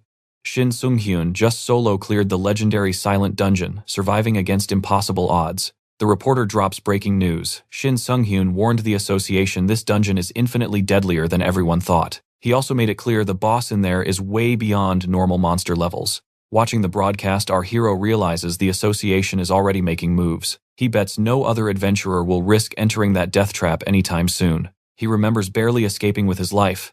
But hey, what he scored from that insane clear was way more than just basic experience or decent gear. Flashback time. Before ditching the dungeon, he scored massive intel on the late bloomer model student constellation. On top of that, epic items and a sweet inventory backpack. You and I would both be smiling at boss loot this completely broken. He was beyond hyped. A massive inventory upgrade means he can hoard so much more on future runs. Shin Sung-hyun realizes something crazy. In this timeline, he keeps discovering wild items and broken skills he never even knew existed. The goddess of luck totally claimed the credit, bragging that she's been buffing him with her grace ever since they struck that deal. He admits her blessings definitely helped, but come on, the guy deserves some credit too. Wasting zero time, he transfigured the items straight into food. But this time, the dishes are so insanely high tier, he doesn't even know what to call them. Whatever the main goal is to eat. The second he takes a bite, absolute mind blown. This stuff tastes like 5-star god-tier cooking. Without hesitating for a single second, he absolutely demolishes the entire meal. Belly full, he absorbs the item energy just like normal. Honestly, he regrets not eating more because that flavor was god-tier. Next, he checks his new skills. But typical system rules, it forces him to pick between two options. He can only keep one. Option 1 is telekinesis. It lets him control his sword remotely, exactly like that demon knight pulled off back in the dungeon. Option 2 is silence. It has massive benefits, sure, but Shin Sung-yun instantly spots the huge risks attached. And he's spot on. The system itself slaps him with a warning: casting silence will completely nuke his mana bar. He cringes at that debuff, and almost skips the silence skill entirely. His current abilities already chug mana like crazy, so this is a tough sell. Still, in this second life, he decides there is absolutely no risk he won't proudly take on, so he locks in silence. Will it pay off? You and I are about to find out. Suddenly, he notices something really strange happening. Brand new constellations just randomly show up to visit him. Alright, let's jump right into the godly drama. The goddess of luck insists Shin Sang-hyun is perfectly fine with her completely rejecting those other powerful constellations. But then, boom. She is totally caught off guard when a third constellation drops in. Even the other gods are shocked to see her approach. Why? Because this is a brand new goddess, a total rookie among the stars.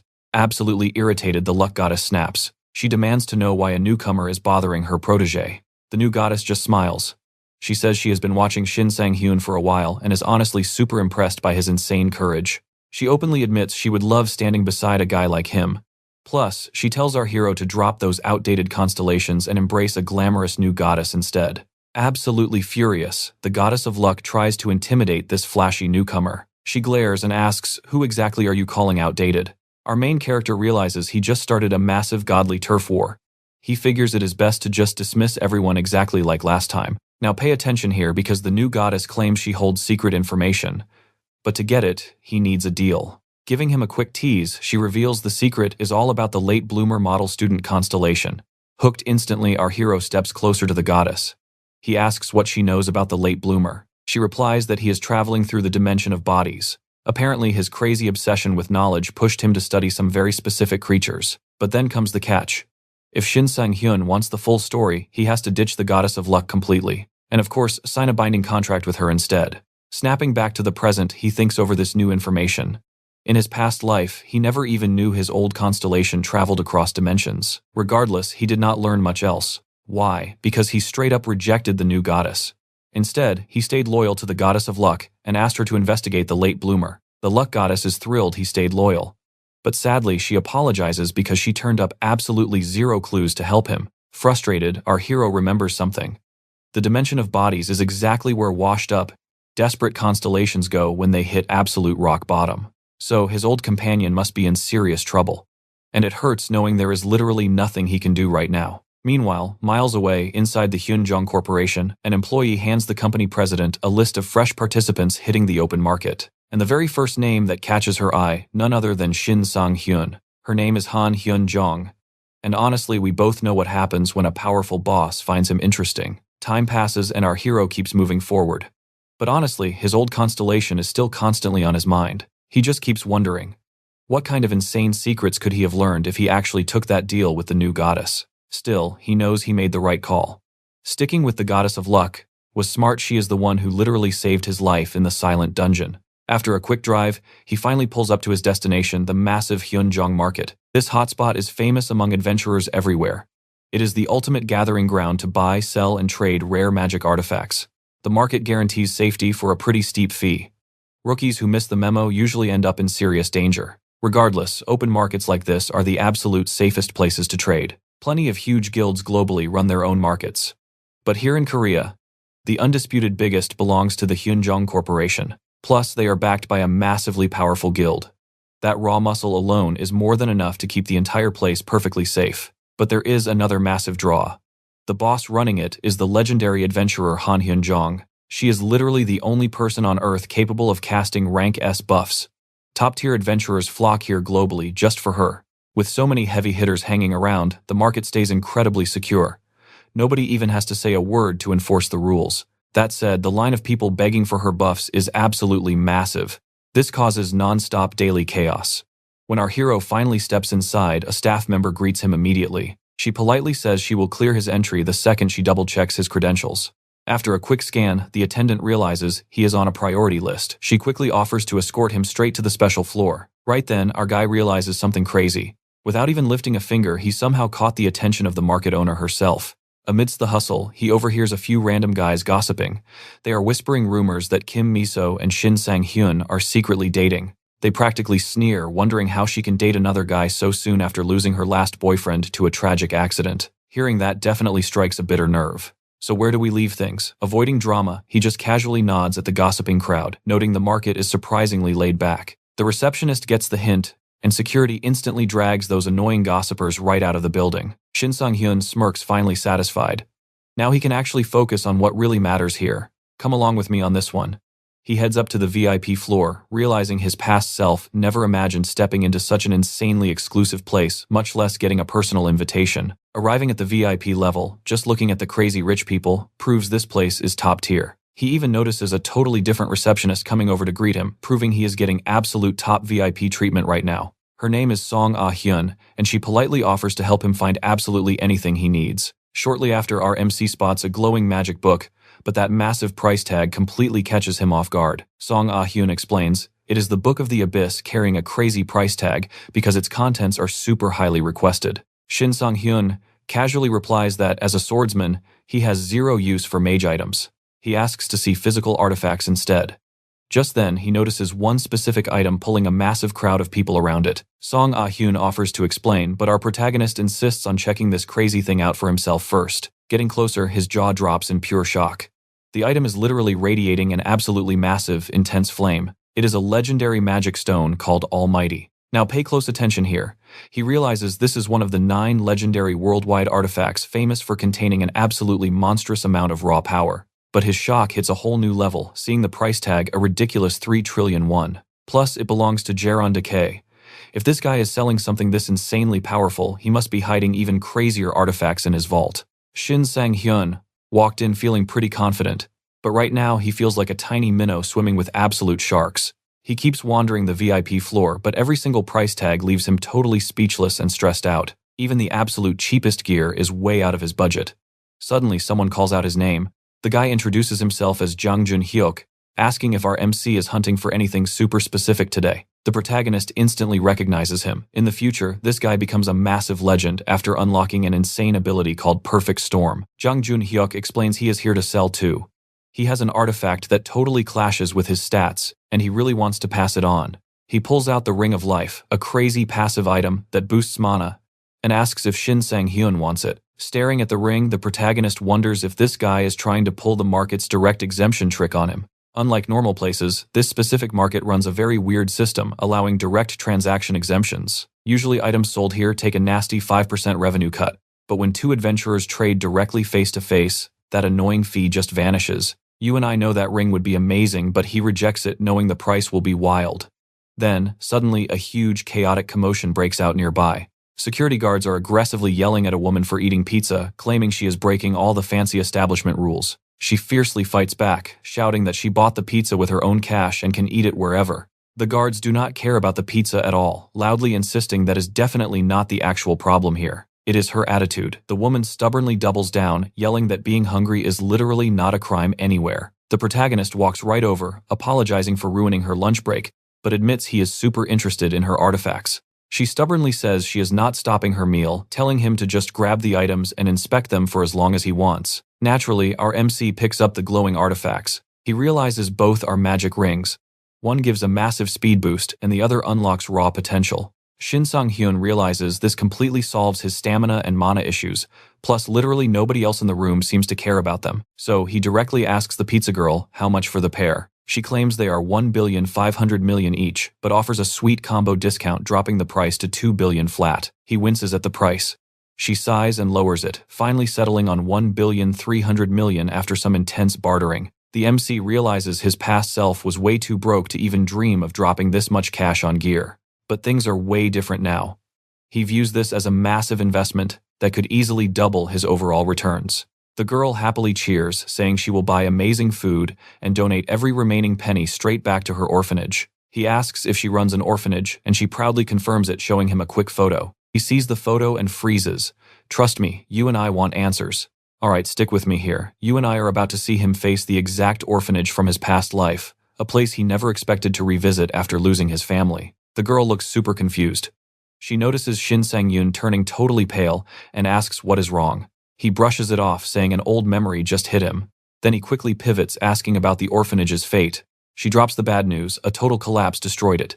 He obviously already knew that, but needed the confirmation. Shin Sang-hyun realizes their player goals are total opposites. She just wants to raise funds to save the orphanage. Absolutely zero selfish motives involved here. Her parents actually built the place.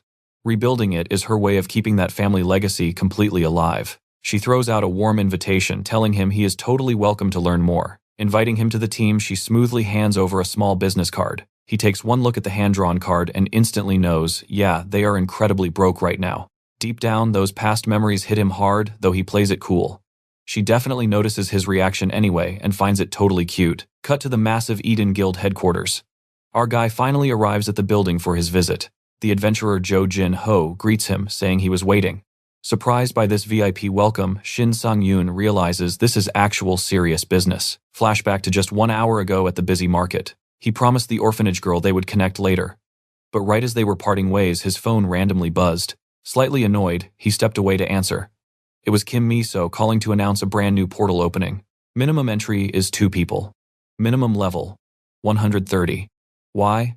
Because this is the notorious Black Gate portal. That name sparks a major memory. Now pay attention, you and I need to remember this. Kang Bo-ae, the Sword Arbiter, cleared this, naming it the Black Gate. Honestly, his teamwork with Kim Mi-so has been absolutely flawless. There is literally zero reason to reject this epic offer. Plus, he remembers the dungeon drops a crazy powerful epic artifact.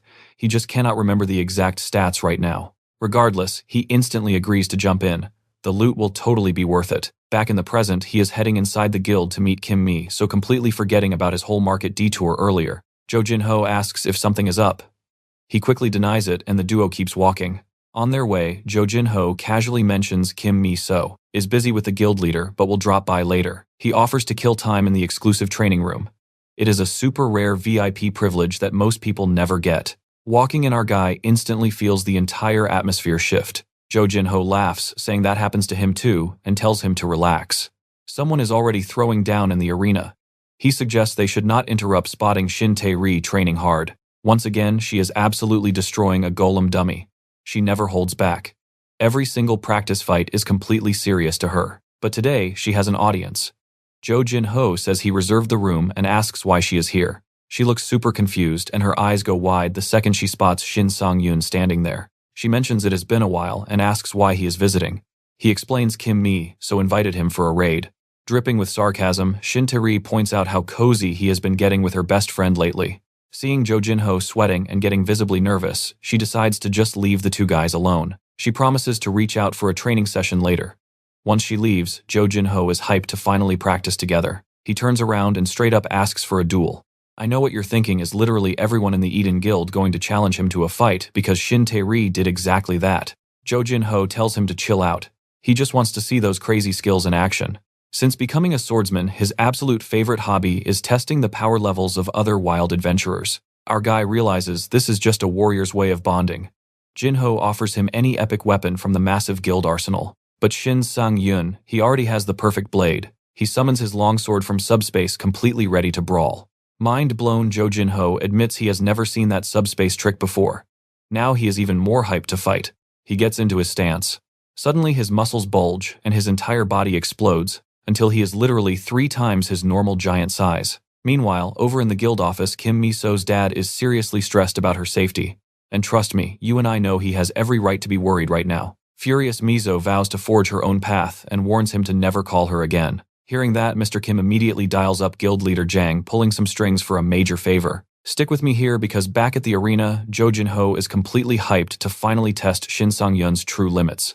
Powering up his combat mode, Jin-ho smirks and asks if our guy is ready. Staring down this massive threat, Sang-hyun realizes he has never actually fought an Eden Guild swordsman using giant mode before. Dako Youngsu might be the gold standard for swordsmen, but his epic style is so hard to copy that nobody tries. Instead, fighters just obsess over pure, raw strength, mindlessly grinding their physical stats to push their attack power higher. Sang-hyun used to be exactly like that, making him wonder who actually rules the top tier of brute force sword fighting. The world cannot agree, but in Korea, Jo Jin-ho is an absolute beast, mostly thanks to that insanely broken unique skill. Even when the swordsman meta completely changed, he stayed relevant. Knowing all this, our hero feels pure adrenaline pumping through his veins. Fighting a powerhouse like this, awesome. Meanwhile, Jin-ho practically laughs, loving Sang-hyun's bold confidence, and hoping the kid actually backs it up in battle. Just raising that massive blade, it instantly sends terrifying waves of wind pressure crashing toward our hero. The only answer is to clash force against force. Jinho goes all out because he knows Sanghyun will do the exact same thing. Still, Sanghyun stays sharp. This guy is basically a human wrecking ball, meaning even one tiny mistake will mean instant game over. Now watch closely. Jinho explodes forward with insane power, but the outcome totally shocks him. A direct miss Sanghyun actually blocked the heavy strike, leaving Jinho completely and genuinely caught off guard. He is stunned by the kid's crazy reaction speed. Blocking head-on instead of trying some flashy evasion tactic, that takes serious guts. Grinning, the kid casually declares it is his turn. Jinho suddenly realizes his shock left a massive opening. Fatal mistake. Sanghyun winds up and unleashes a monstrous heavy strike, the brutal shockwave literally tearing up the entire surrounding arena area. Sliding backward from the hit, Jinho just grins, absolutely thrilled the kid is swinging for the fences. He honestly thought Sanghyun was just another arrogant rookie, but man was he completely wrong about that. Regardless, backing down from this fight is not an option. Praising the devastating counterattack, Jinho notes how a normal adventurer would be instantly crushed trying to block him, but clearly this kid is built totally different. Still, a real man never hides his true strength. He demands to see every single trick Sanghyun is holding back in reserve. Jinho casually apologizes in advance. Honestly, holding back power during a fight is just insulting, so he is about to go full beast mode to show some real respect. Sanghyun instantly recognizes the stance. It is the exact legendary technique Jinho used to save thousands during the second collapse, an apocalyptic disaster scheduled for 20 years from today. Can you believe this? That same insane barrage of magic meteors is about to crash down right on his head.